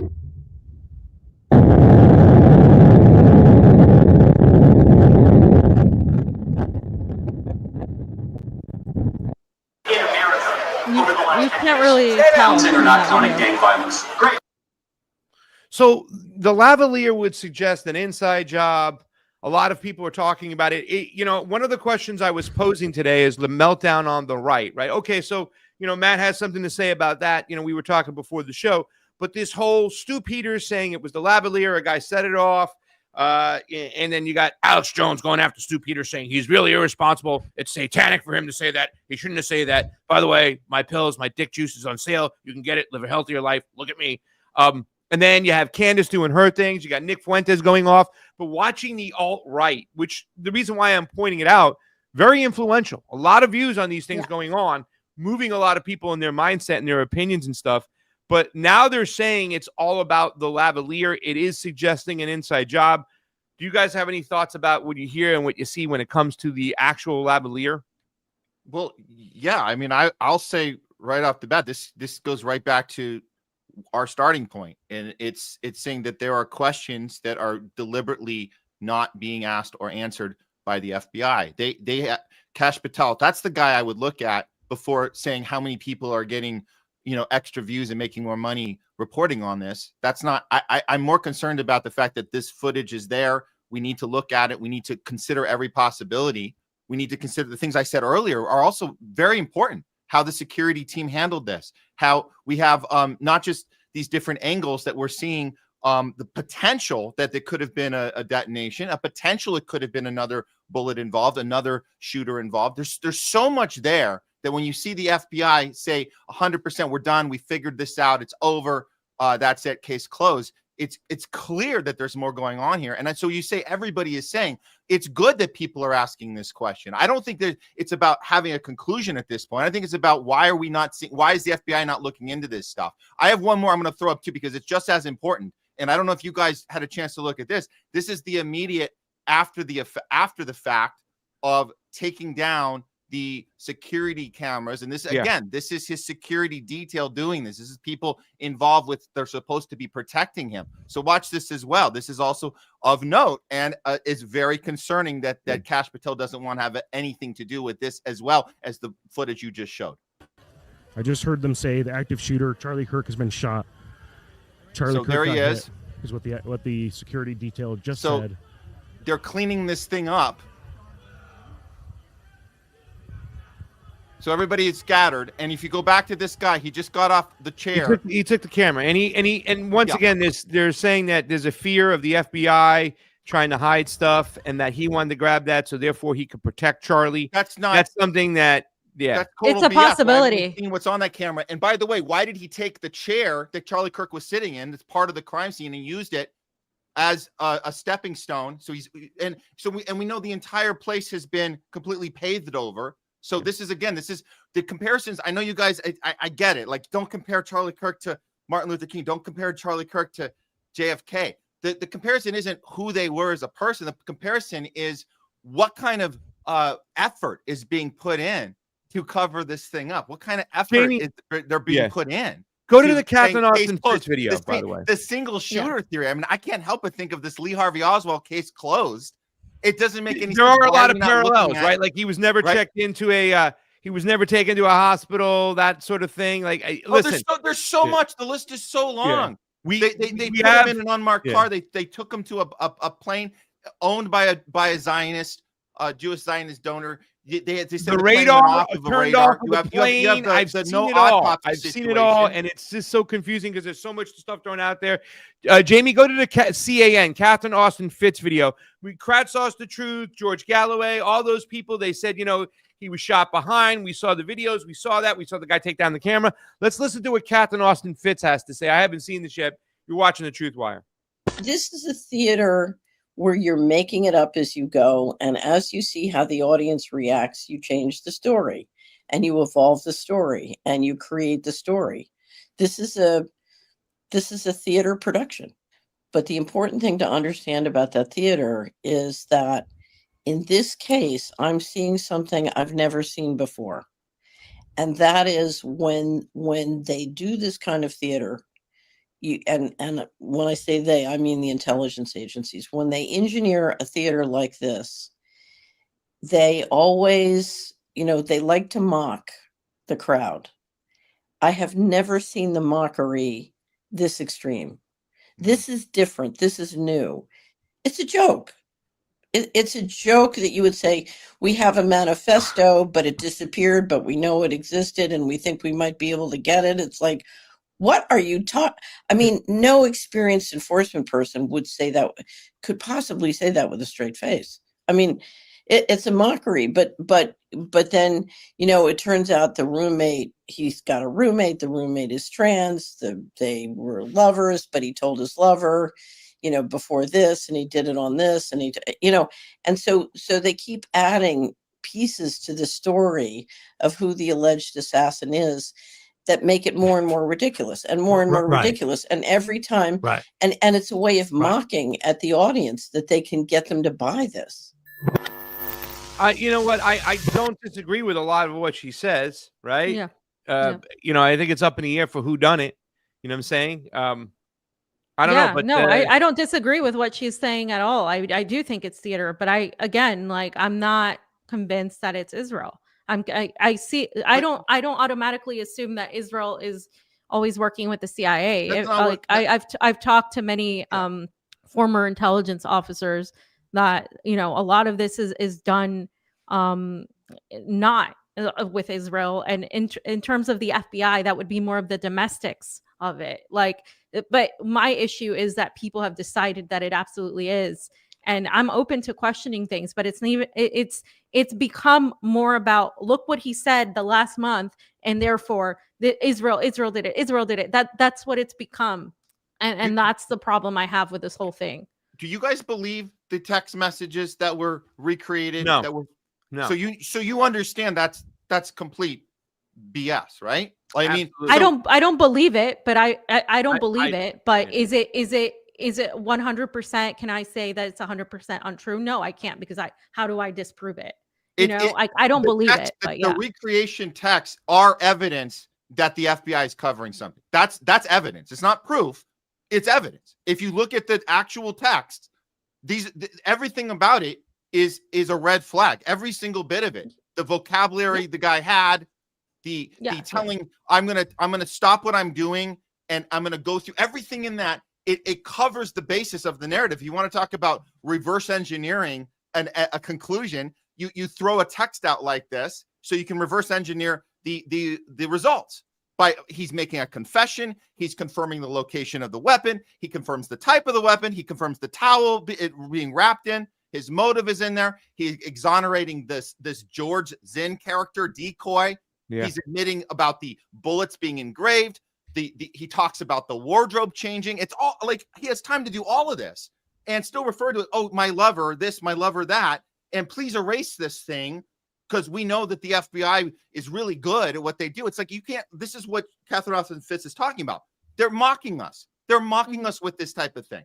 And for the first time, but we don't know who they is. Can I just add this? Right. For the first time, when we talk about the conflict on the right, look at the left. For the first time, we had a comment saying this on our Rumble channel. For the first time, we're seeing the left asking questions. You've never heard them do this before. Even they are saying this doesn't make any sense, and they're sounding as quote unquote conspiracy theorists for the first time when they were in line with everything, right? Russiagate, COVID, everything. Yeah. But they're like, wait a minute, this is weird. This is very weird. So, like, yes, I agree with Catherine Austin Fitz 100%. They are mocking us at this point. So we have to understand the FBI is covering something up. This is evidence, not proof. It is evidence. The text chain is actual evidence that can be looked at as fraud completely. Nobody talks like this. Nobody covers every single base in this. And then one more thing, add to the mix, the Dairy Queen picture that Candace Owen released, where we have exact timestamp of 6:38 p.m. He's in a Dairy Queen that's a 17-minute drive away. That would have happened right in the middle of him telling his lover that he has to go back and redo and change an outfit and do all this stuff. And he's literally wearing the top of one outfit and the bottom of another. So that puts a hole in the entire FBI story. So you want evidence? That is enough to go to court. Again, not against Israel. It's enough to go against the FBI in an actual blatant cover-up that they're doing right in our face. All right, you guys, we got to roll because we just spent an hour and 35 minutes on this one question. Fam, I see the next section. You have some stuff about who Charlie Kirk was. You want to pick a couple that you want to go because there's a lot. Yeah. So why don't we let's see. Why don't we go on the first? Let's go. Let me see. Let me click on it. Let's go on the first one, I think. Oh no. Okay, so no, let's go on the second one. The second one, Jayme, this one that's being highlighted right now. Let's see what that one. There's a video I wanted to show. We can. Yeah. Okay, so this is this was done, I believe. I think it wasn't that long before he was killed. I just want us to watch what this. I mean, everybody's seen it, but yeah, let's just watch this one. The Palestinian it's funny. one. I used to say that, hey, if you as a gay person would go to Gaza, they'd throw you off of tall buildings, right? Now they don't have any tall buildings left, so I don't.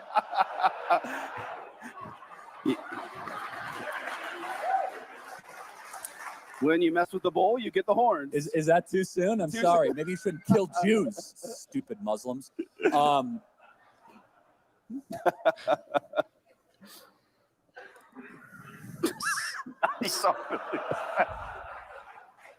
I like that. Where was I? So yeah.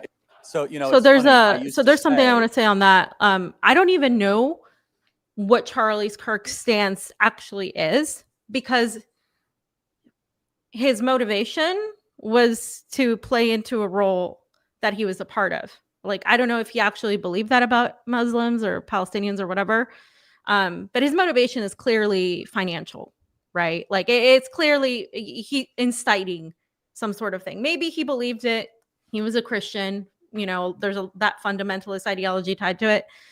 But how can people say that somebody that's so closely to the time he was killed, had all those beliefs, and then suddenly just, like was scared of Israel because the mild pushback he gave. Like it just doesn't align. And like the issue I have is, question everything, question the mainstream narrative, but also be aware that there's another narrative that's being pushed also that actually alleviates people like Charlie and people like Donald Trump from responsibility.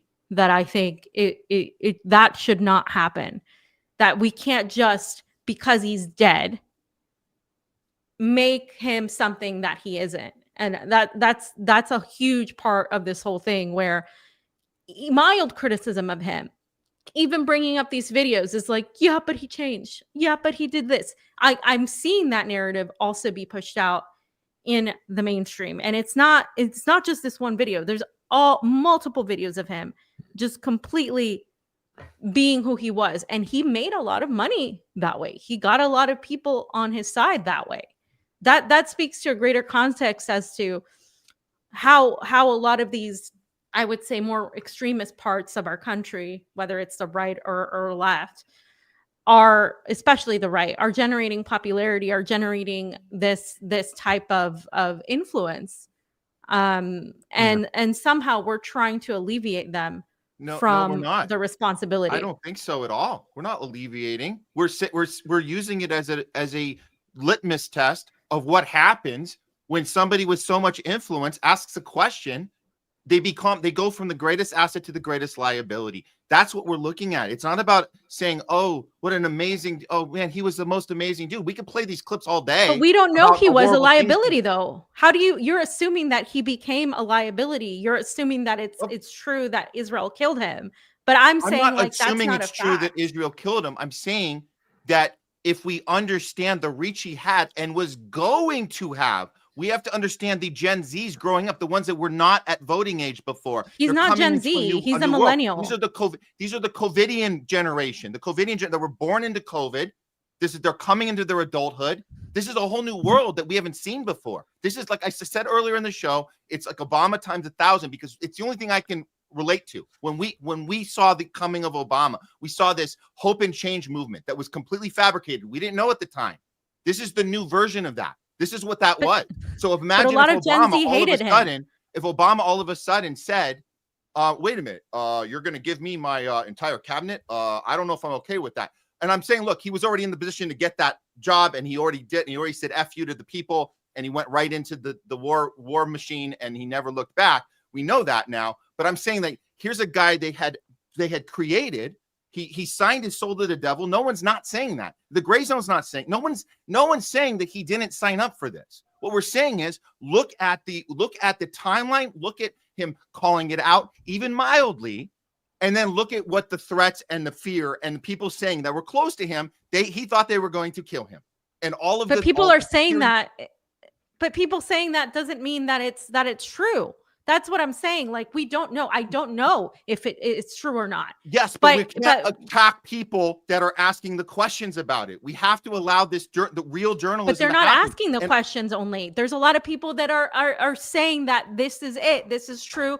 This is what happened, and we need to accept it. And if we mildly question this alternative mainstream narrative that's being promoted, we're Zionists or we're liberals. We're in bed with Israel. We're demonic. Like, that's my issue with it. It's not even the questioning. Of course we can. Of course you're going to say, oh, Israel could do it because Israel has a whole history of doing this, just like the CIA, just like the FBI, just like all of these agencies. Absolutely. Of course, question it.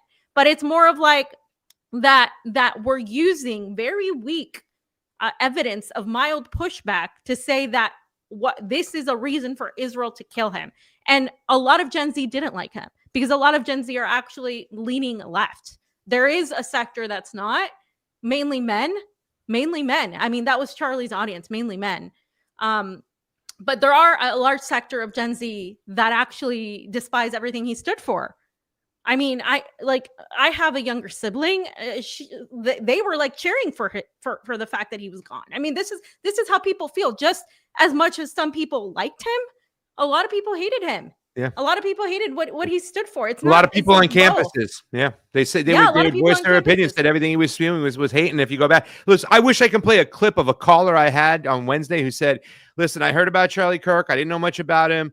People were saying all this stuff that he was coming around, and I went back and I started watching. He goes, I couldn't get through a half hour of his stuff. The guy just pushed divisive hate all the time. And I've said this before, some of the worst biases out there. And yeah, I get it. Like right now, it could be anybody out there. I mean, I don't think it could be anybody. I think there's a good chance that, a lot of people within our own country, our own government had a hand in it. Were they working with Israel? Who knows? But to say it's Israel no matter what, just cut blank, that's it. That's kind of a small, weak position in my mind. But, I'm open to be convinced. I can't believe I'm aligning with Mike Tracy, Dan Cohen, and Ryan Dawson. Like that's who we're aligning ourselves with over here. But I'm saying they all have the same opinions. A lot of them stating the fact, even Dave Smith, that Charlie Kirk was no real threat to Israel. He was a rabid Zionist, and the where he was pushing was stuff that's been out there for quite some time. Him reading the room. Who knows?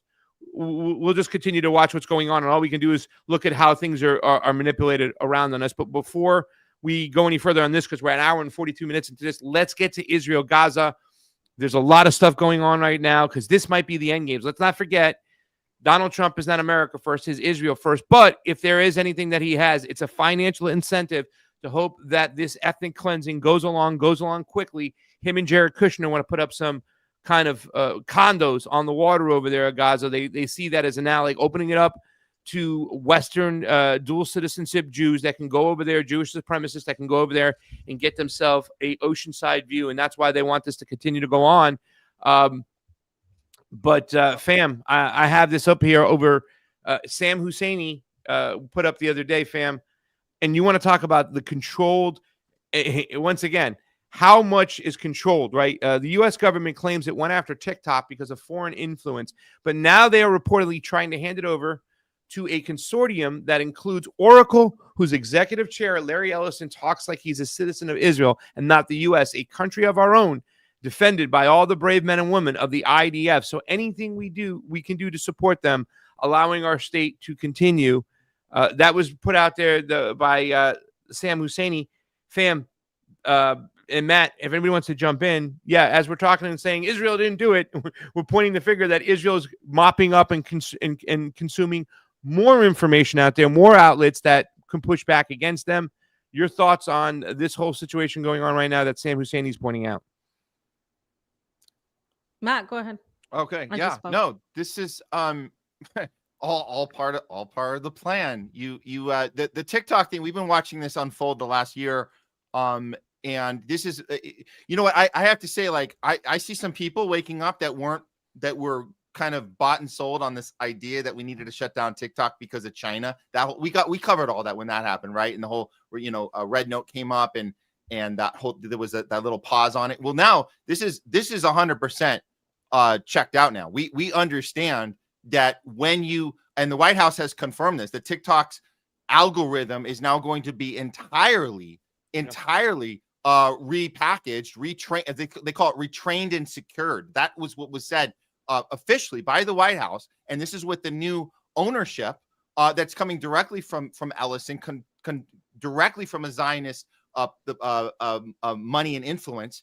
This will not actually be TikTok anymore. This will be a platform that just uses the name TikTok, but we're going to be, it's Israeli spyware, and that's all there is to it. That's how it's going to be. And then you got this, obviously the hand in CBS and all these other communication outlets. This is exactly where we were warning we were headed. And so here we are. And at least I could say this, there are people waking up to this again, they bought that crap about China last year, but now they're like, wait a minute, this doesn't look good. How are we going to be able to communicate if everything, all of our devices are going to go right back to Israeli spyware?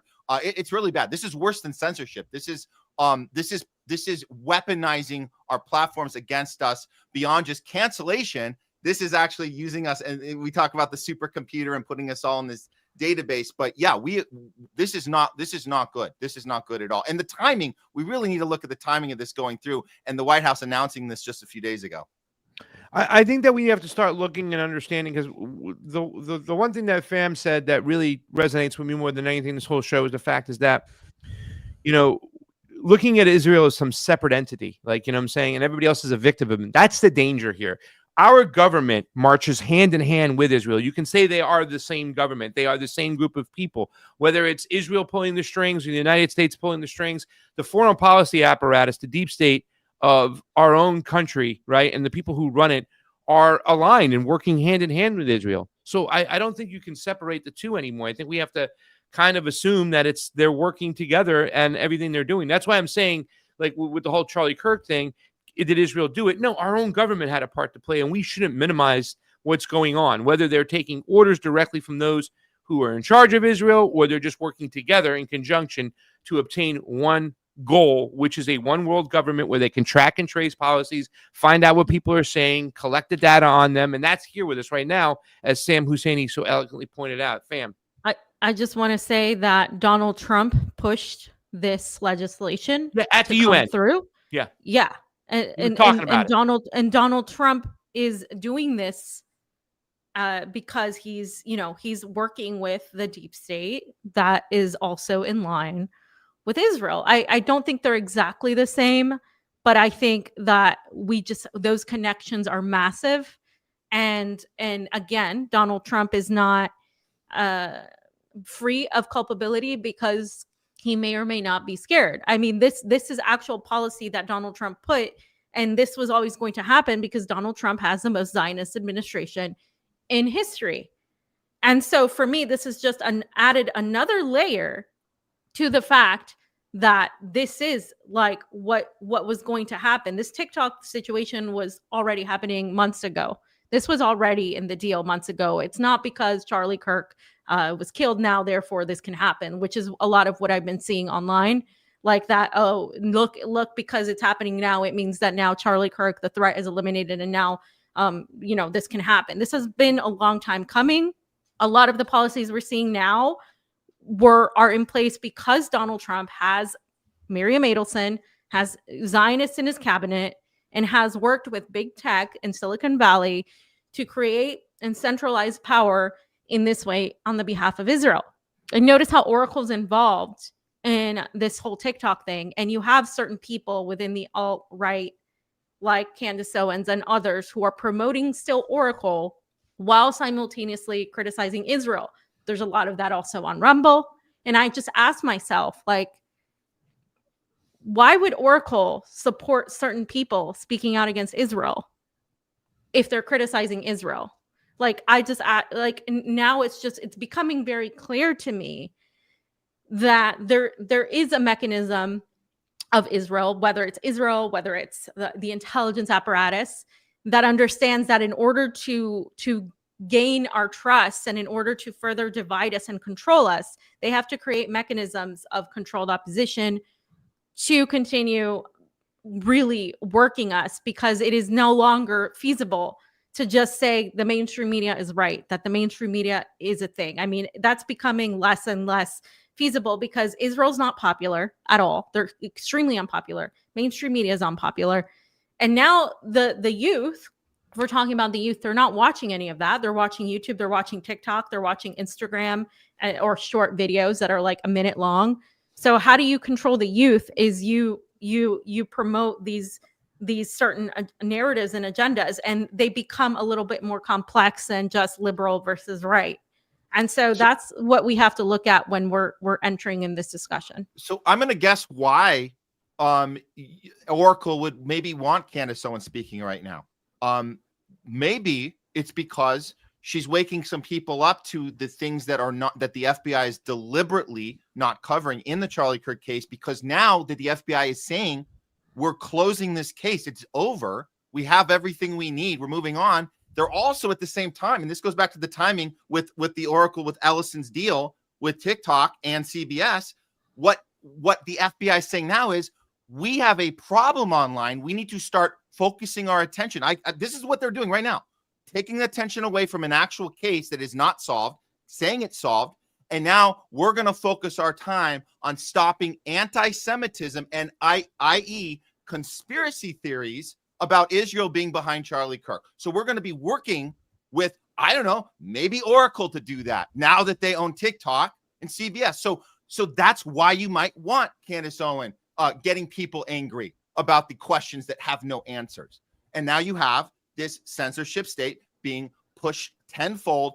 Meanwhile, Netanyahu is trying to give a speech about his crappy genocide defending, and people are walking out of those conferences right now. But meanwhile, we're not allowed to have these discussions. So that's why you'd want people to get upset about this. Therefore, you can make them the problem and clamp down more on our social media. So we're not allowed to have these discussions. So then Oracle would be supporting a bunch of anti-Zionists, is what you're saying. But that's what Zionism is. Let's be clear. Zionism needs anti-Semitism to exist for it to exist. This is how it works. You guys, we've all seen the movie Unbreakable. Samuel L. Jackson tells us, I need to exist. You need to exist for me to exist. Yeah, that's Wizard of Oz. Yeah. No, I agree. That's a possibility. So absolutely, you need it. If you don't have anti-Semitism, you can't justify your behavior. You can't justify your occupation. You can't justify your genocide. You have, and not to mention your censorship. You have. So it's not real then? Well, no. So these people that are out there, whether it's Candace Owens, Tucker, or whoever, they're really not. They're not really believing that they're anti-Zionist. No, that's not true at all. Listen, you can use your platform to. Look, we don't have to agree. Again, we don't have to agree with everything, obviously, that Charlie Kirk says. We don't have to agree with everything Tucker says or Candace says. But what we can say about Candace Owen right now, she's the only one with the influence she has. She's the only one doing actual journalism right now. She's the one releasing stuff that Kash Patel won't touch. So you can say, oh, well, she's not honest because what? Because her influence also involves connections with people we don't. Why can't we follow the money though? But we follow the money everywhere, though. Why are we ignoring that fact? I'm just like confused why we're not following the money when it comes to that. Because so this is our job is to separate things from people. We can't be judge, jury, and executioner every time somebody opens their mouth. Just because Ian Carroll tweets out something that's true, we can't say, well, I'm not going to listen to it because we have a history with him. Just because Candace Owen, we have to look at the thing. We have to stop killing the messenger. We have to stop killing the messenger. This is what people did during COVID. You kill the messenger. You say, oh, the wellness company is making so much money. F them. Okay. Well, that's a separate thing. But this is Oracle, though. But what if you're saying something that's actually true? Can we look at that? Oh, but they're making money off of it. Peter McCullough is making money. But he also is saying things that are true. So we have to be able to separate the truth from the money of who's making money promoting something. So we have to look at those are separate issues. We can't be the judge, jury, and executioner and the moral compass every time somebody opens their mouth and then hold them accountable for everything they've done their entire life. But if someone's taking money from Israel, why would I trust that what they're saying doesn't have another motive or that they're not being controlled by something else? I don't know. But what I'm saying is, why would I blindly take what they're saying as full on? If I'm going to discount the liberals for getting money from AIPAC or the Republicans, then I'm going to look at why is this person who's criticizing Israel, right? Who is asking a lot of questions, who is providing a lot of documentation. Why is this person still being supported by Israel? Doesn't that compromise them? This is how, like, we have anti-imperialists notoriously looked at things. We follow the money. And if there's questionable funding, we've always kind of looked at it and said, oh, well, maybe we should question what is being said.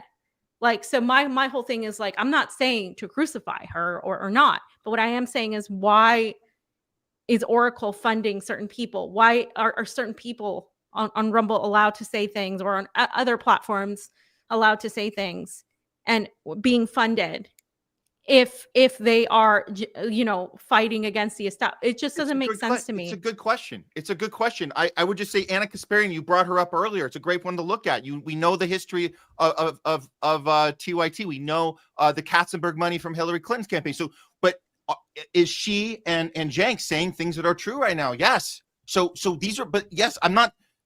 There's a lot of truth in all your psyops.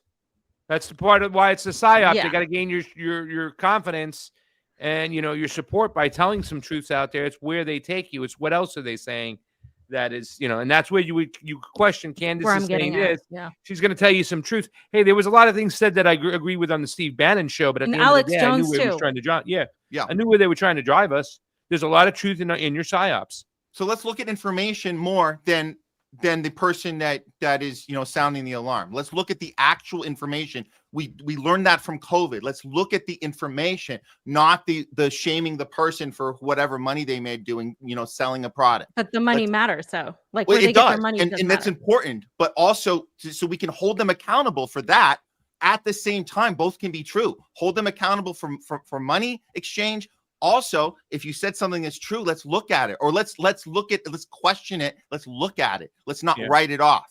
That's all I'm saying. So these are separate Let's things. take a look, because this is a long ass show. There's so much stuff to talk about. Let's look about what the influence. Fiorella did an interview. I set it up as a producer years ago with Cynthia McKinney, talking about the first person to go in there on a flotilla and what she did years ago when it wasn't popular. Now we got this flotillas out there right now. Are there two? Are there more than one flotilla?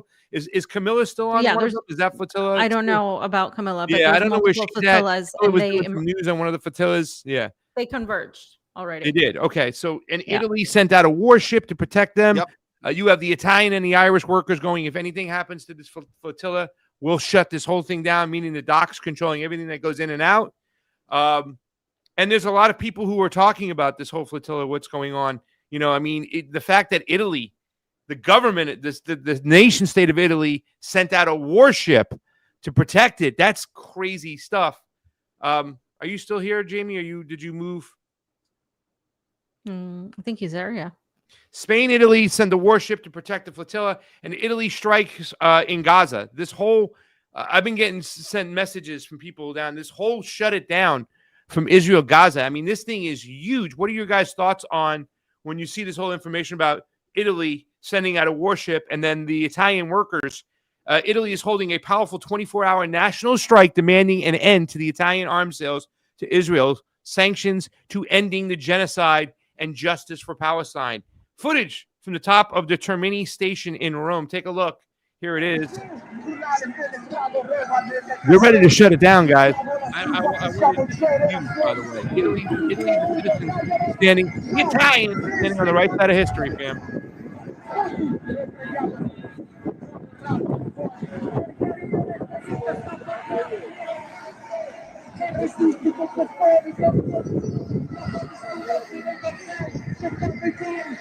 Yeah, so this started as a 24-hour strike, and it continued. It continued into the next day and beyond. So this was a massive moment, and I don't think this would have happened without the workers who were the first to speak up. And we covered this this was like 3 weeks ago, because the flotilla had to reset because of there was a weather issue, and then they had to reset and go out again. And on that moment, that's when the workers in Spain and in Italy, this was a union movement. This was huge. So they all teamed up, and they said, if Israel attacks the flotilla once they go out again, and this was the big one, they said we will cut off supplies to you. We will not show up to work. We are in charge of the ins and outs. So we can basically do 100% cutoff of all your supplies. We can do it. So when the workers said that, we will do that. If you touch these people, if you do one thing to them, we're done.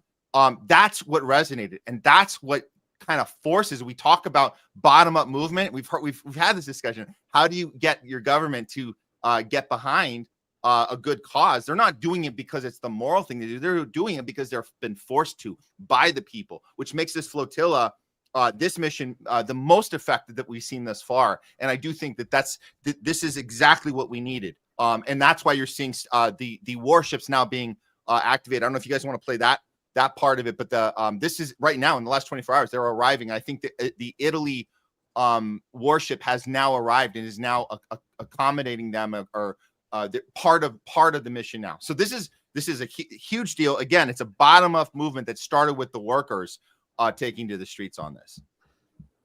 Yeah, the Italian people have always been in terms of like pushing back, pretty incentivized. They've always been out there. Same with like the Spanish population, but the governments themselves are weak. There's a lot of talk about, you know, Spain and Italy, the governments really just doing this for PR.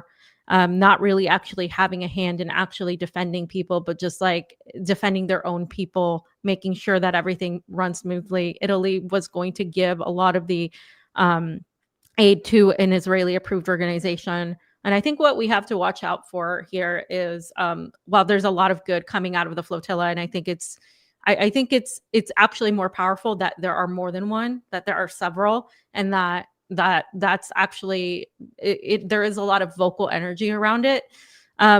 What we should also be asking is why haven't, and this is where the whole questioning of the government of Italy and Spain, why haven't the governments of Italy and Spain done the same directly for Gaza? Why haven't they actually taken stronger stances for that? And that's always something I think to look at. Why? Because it becomes about the flotilla rather than about Gaza. And these people are trying to do something good. They're trying to get this aid to the people that need it. But simultaneously, there's a lot of like belief that's being put on these governments that, as even some people in our chat are commenting, like they're weaponizing this for good PR without actually doing something about it. What we have to go back to is the people on the ground, like the people actually forcing their government to do this. This is something that we don't have in the US, that we don't do in the US. You know, our focus is completely shifted, but this is what's happening. This is what other people around the world are doing. So it's something to look at as well. And it'll be interesting to see if the flotilla gets there. Notoriously, you know, it's an activist thing. They usually don't get there. They usually, it's more about drawing attention to the cause. So hopefully it actually does get there and something happens, because I mean, what we're again coming to this 2-year anniversary of this genocide, and the entirety of, for me, like looking at the UN and international law has been absolutely useless. I mean, we're like, this is absolutely useless. Israel killed people in Lebanon as well, killed a whole family. That's not being talked about. And I think that there's also that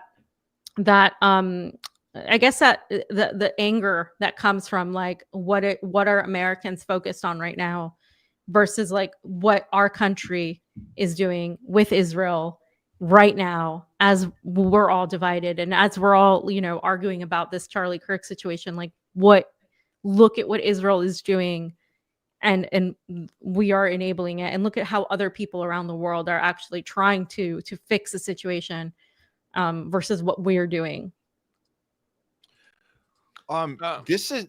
We need to keep an eye on this though, because it's not, I mean, it's one thing. Okay, so we got Spain and Italy sending the warships. I think Italy has reached the flotilla now, but we have others that are speaking up now and are going to jump on this bandwagon as well, which I guess wouldn't have happened. Again, it's a step process. You force your government into compliance by threatening to shut off, you know, the supply chain, and it looks like that on top of Spain and Italy, you have Greece and Portugal. I saw that.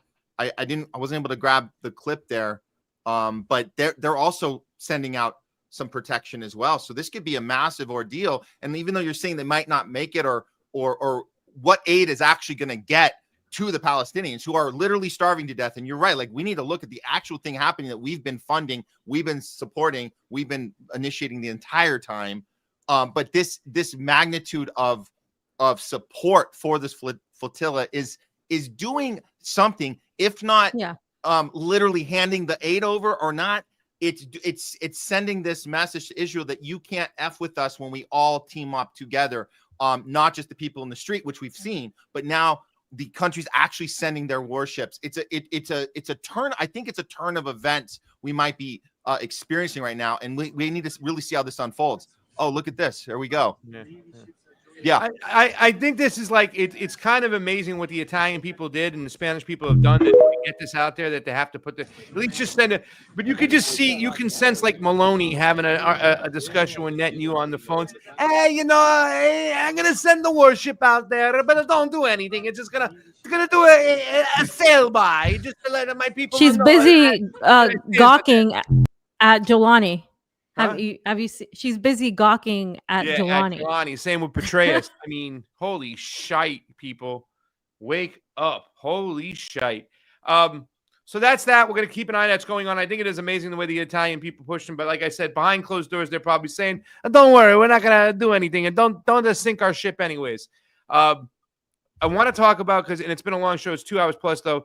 This whole put up feast tweet about the Trump-Ukraine war.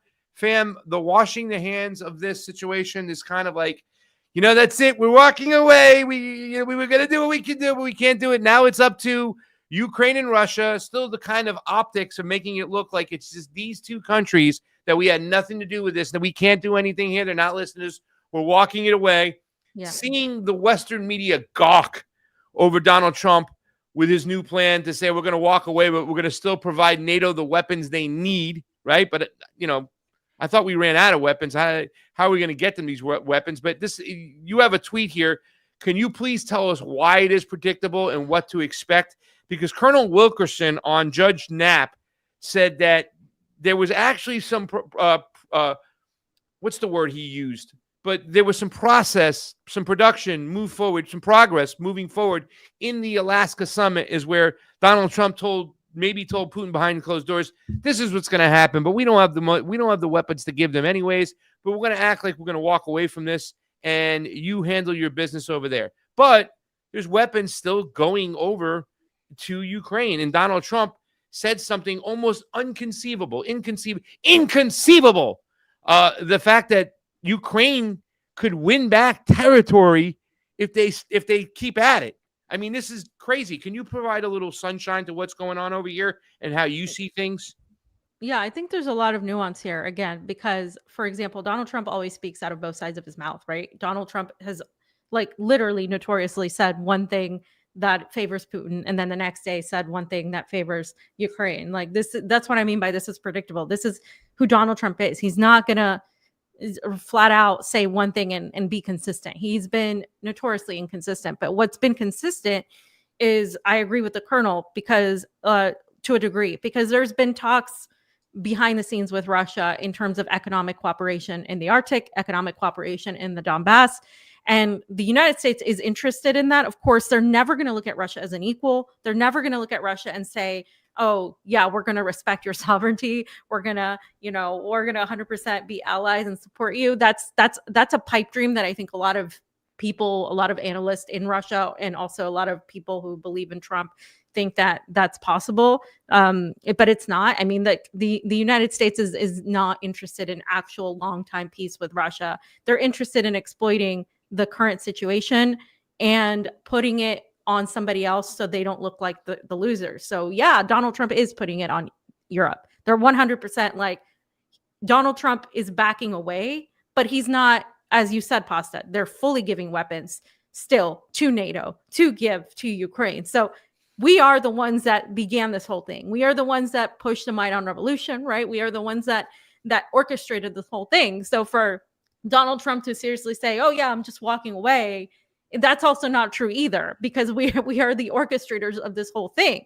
But what he's trying to do is wash his hands off of it and say, all right, well, you handle it, because he's also trying to actually potentially clear himself. And the United States, deep state, is trying to clear themselves off of the loss that has been Ukraine. There is absolutely no way that Ukraine can take back all this land. And Donald Trump was with Macron when he said that. He was with Zelensky. He was giving lip service to the entire EU and all of NATO. That was what he was doing. He wasn't, but when he meets with Putin next time, he's gonna say something entirely different. What I think people need to look at is, that's not being looked at, is the economic mechanisms that are driving this war. For now, Donald Trump and the United States haven't really suffered from this war. They've made a lot of money. The defense industry has made a lot of money. There's been a huge opportunity for that. Europe has gotten screwed, just like Victoria Nuland told us that they would. And they're the ones that are feeling the brunt of this. And by the way, recently Donald Trump also said that Europe needs to stop buying Russian gas the way that they've been doing it. So again, he's speaking out of both sides of his mouth. What I think ultimately is going to happen is, even if there is a deal eventually, I think what we're seeing is Zelensky will get pushed out, that the United States will put it on the EU, even if we are funding it, even if we did orchestrate it. The narrative is now, oh, it's on Europe. It's going to be on Europe. So there is a backing up. There is a backing up of it, but not to the point where we can say Donald Trump is seeking peace. He's seeking to actually make something happen, something tangible happen. I also don't think that this is going to be resolved in a nuclear war with Russia. I just don't see that happening. That may be an unpopular point of view, but I genuinely don't see the United States or Russia doing that in terms of what they would have to lose economically. And I also don't see it with China either. I know there's been a lot of talk of, oh, now this is going to take it into a huge war. Could that happen with NATO? Absolutely. Could it be where NATO gets more involved? Sure. But is the United States really going to tie itself to Ukraine and losing, even though they are tied? The PR wise, it's gonna be like they're sort of backing away. That's just my take on I that. see too these things like this where Russia's digging its heels in, and they're just getting ready for a longer conflict maybe down the road. Who knows how they're going to wrap this up, in Ukraine. But Matt, if you have any thoughts here too as well, because this is something Russia's considering year-round military enlistment. In other words, looking. And also, I have a video too I like to play of Putin talking about his relationship with Iran. So it seems like he seems to be digging his heels in, and there might be, because I do believe that's what's coming, right? I believe a bigger conflict between Israel and Iran dragging us in is still in the works. Obviously, the stuff in Venezuela, we're not going to have the time to talk about today. It just seems like what's in front of us: more war with Iran, more war with Latin America, and primarily Venezuela. Your thoughts, Matt? Yeah, no, this you guys have been spot on this from the beginning. That's why this isn't a surprise that we're seeing this shift happen, which is really not a shift. It's just the next step in how you keep people aligned in their tribe. When really, when we see Donald Trump speak about this, he sounds more and more like the previous administration. He's been sounding like Joe Biden the entire time. Yeah. I wish the left would wake up to this and say this: the guy that you thought was remember the guy you thought was a Putin puppet and was an agent for Putin this entire time is literally putting out the policy of NATO and the U.S. government's been the entire time. And so the whole thing, it's been you've been fooled. And all you got to do is look at this tweet. Did you guys look at this one? Can I throw this one up? Please do. Did a couple days ago. This is Trump. Basically, we have that there. Yeah. This is just from a couple days ago. He's saying, after getting to know and fully understand the Ukraine-Russia military and economic situation, and after seeing the economic trouble it is causing Russia, I think Ukraine, with the support of the European Union, is in a position to fight and win all of Ukraine back in its original form. Wait, what? Wasn't that the whole case the Dems made? From the beginning, is that and kind of slipping in that Russia's suffering financially is the same CIA left-wing talking point too, as well, to set the table to justify. Yeah. Go ahead. Yeah. So I mean, he goes on with with time, patience, and the financial support. So again, this to me looks like, not just like Biden. This looks like another way to say the Lindsey Graham approach, down to the last Ukrainian. We can do this, right? We can do this. It's going to take time. It's going to take money, right? Money. It's going to take weapons. Can take all of our support, but we can do this. Ukraine's got our full support to do this. And then, so this is, and so I would say this, if people don't understand by now that what Trump is, the reason he was selected for this job was to continue the military industrial complex, continue the NATO dominance. When you have, like you said about, Putin aligning. Now we know how BRICS is having their summits, the BRICS summits. We're talking about supporting Iran now.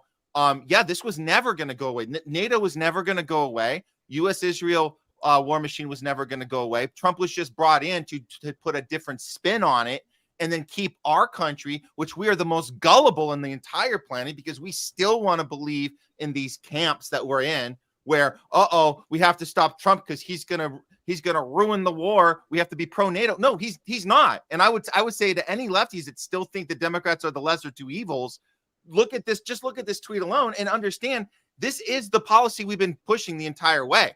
There it is. He just has a different spin on it. He's a little more showy about it. And it's kind of genius that he is blaming it on the EU now because he gets to protect NATO, but then make the EU the fall guy. We doesn't even have to mention NATO, but we are NATO. So he can pretend that we're blaming everything on them to save a little face. But at the end of the day, we've been the bad guys the whole time. He knows this. He's not stupid. He knows about the Nord Stream pipeline. He knows about the Minsk agreements. He knows about all these things.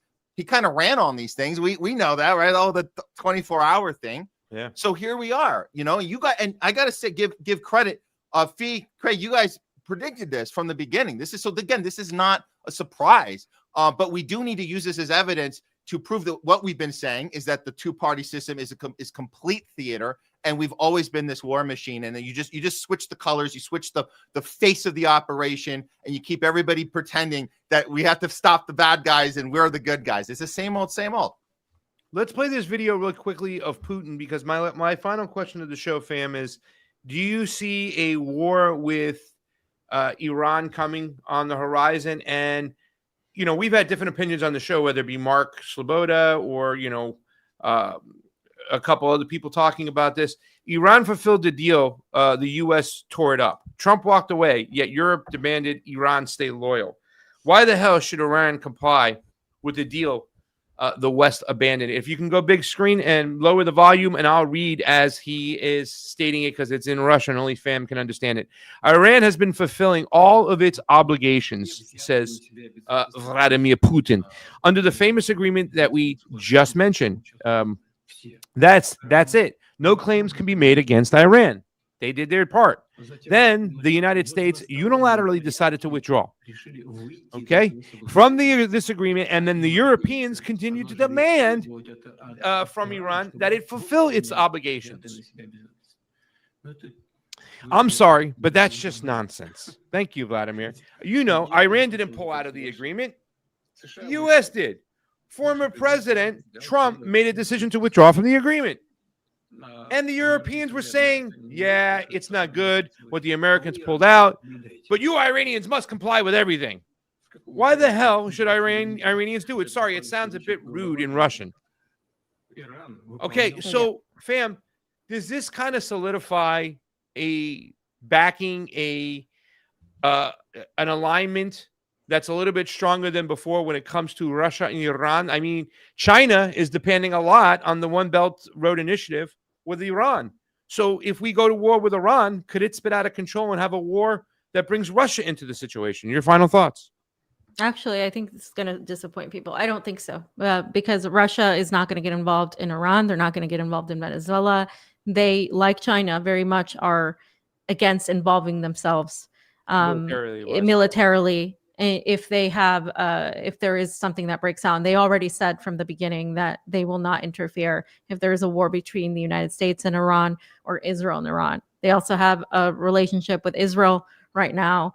In Syria, they are working on maintaining their base there. They have a relationship with Iran. It's a diplomatic relationship, a political relationship. To a degree, there's an economic relationship as well with Tehran, but there isn't that military pact that they have with, say, North Korea. It's just not there, not at the point of like providing defense. So no, I don't think that they're going to get involved, but they are with Iran in terms of like the real politic of it all, like the pragmatic of it. Yeah, Iran pulled out because the U.S. did. So how are you going to even criticize that? This is how he's looking.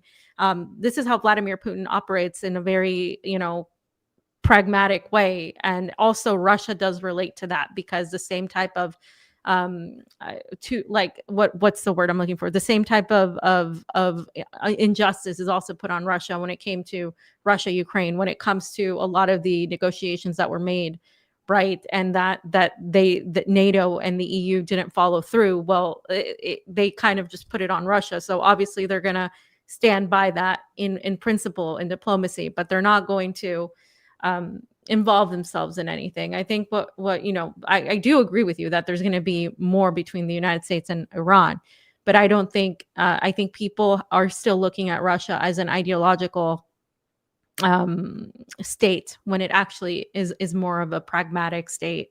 And I would say the same thing about China. I think people still are looking at China and Russia as being more ideological than they actually are. A lot of the things they're doing now are expanding their economic interests, their strategic political influence in the world, and that's kind of what we're seeing. So I think a lot of people are going to be in for a lot of surprises in terms of like what multipolarity is going to look like in the future. Matt, your thoughts? No, I hope you're right. I think I'll lean towards it. I'll bet on that. That's a consistent with both their behavior, China and Russia. I would say throwing out with Venezuela, because we hadn't mentioned that so much today, but I really do hope somebody can step up for Venezuela. It would be nice to see that support because they're going to need it. We're definitely we're always on the wrong side of everything. And we did see one more of note. We did see a massive meeting that was called by Pete Hegseth, the Secretary of War, calling a meeting with some military people that we've never seen at this level. So we don't know what that's going to be about. But I'm thinking Iran might be something on the table right now. So we'll see what happens. And next. he called them in, Matt, just to let them know who the boss is. The ex-Fox News analyst. The Department of War, as they like to say it. Yeah. It's crazy. It's going to be interesting to see what's going on. I think you'll see a lot more back behind the scenes military sales, right, of weapons that Iran might need. But Iran's got the whole thing figured out. They understand their terrain. If you think that Hamas was dug deep, forget about it. Iran is really, really deep with a huge arsenal all over the country. Topographically, if you look at that map, you're not going to take Iran. So the only thing you can do is try to nuke the place out, but that's going to be ridiculous. But who knows what Israel will try. Jayme, do we have any rumble rants or anything we have to get to before we get out of here? It's been a 2.5-hour show, guys. I want to thank you all for joining today. Matt Weinglass, Homeless Left, Fiorella Isabel, Pasta Jardua, a.k.a. Craig, with Jayme CheeseSlice on the ones and twos. I don't see anything there, so that's it for today. You guys got any announcements you want to make? No, just we're back on Homeless Left's coming back Tuesdays and Thursdays, noon Pacific, starting next week. So we're excited to be back. And I just want to say, appreciated the conversation today, the debate, sharing ideas. It was very important to do that, and it's very important we do that all the time when we need to. And I think it definitely gave people stuff to think about that we're watching. So it's very good that we do this. So I appreciate it from both of you. Yeah, and we don't always agree on everything. I mean, I think this is one of the first times we're not in alignment. But I think it's interesting to see that for a lot of people. So yeah, it's good that it was discussed in the way that it was discussed. So props to that. I will be back next week. Hopefully we'll be back more often. We were all very busy the last few weeks. So I will continue doing a critical perspective. I also did the show with BetBeat Media. I don't know if you guys talked about or know who they are, guys, but they're two guys, Kareem and Peter. They do a lot of like foreign policy stuff. So we talked about BRICS and we talked about China and Russia and their role. So a lot of things to watch on that. It's also shared on my Substack. So yeah, that's it. Yeah. Cool. We love you too, friendly, brilliant. That's it for today, guys. Thank you so much. What's up, Les Al? You're here. Thanks for joining in. Gabrielle Freedom, all you guys who watch the show. Fred Edward, we love you. Zootzilla. So many great people here today. Anna Ringwald, old school. We do appreciate your love. Gonzo Johnny, driving me, Macy, and Shelly, and all the other people who help out the show, make it what it is. Thank you so much. God bless. Remember, love each other. Don't fight with your neighbor. It's those upstairs who are calling the shots. We're out of here. Truth time. We'll see you next week. Bye-bye.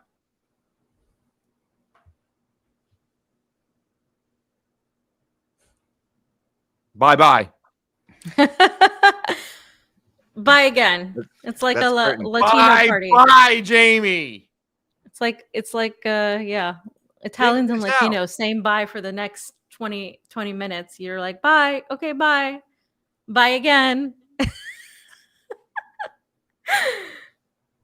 All right. Matt, I'll see you Jayme, later, get us guys. Is he doing it? We Oh. lost you.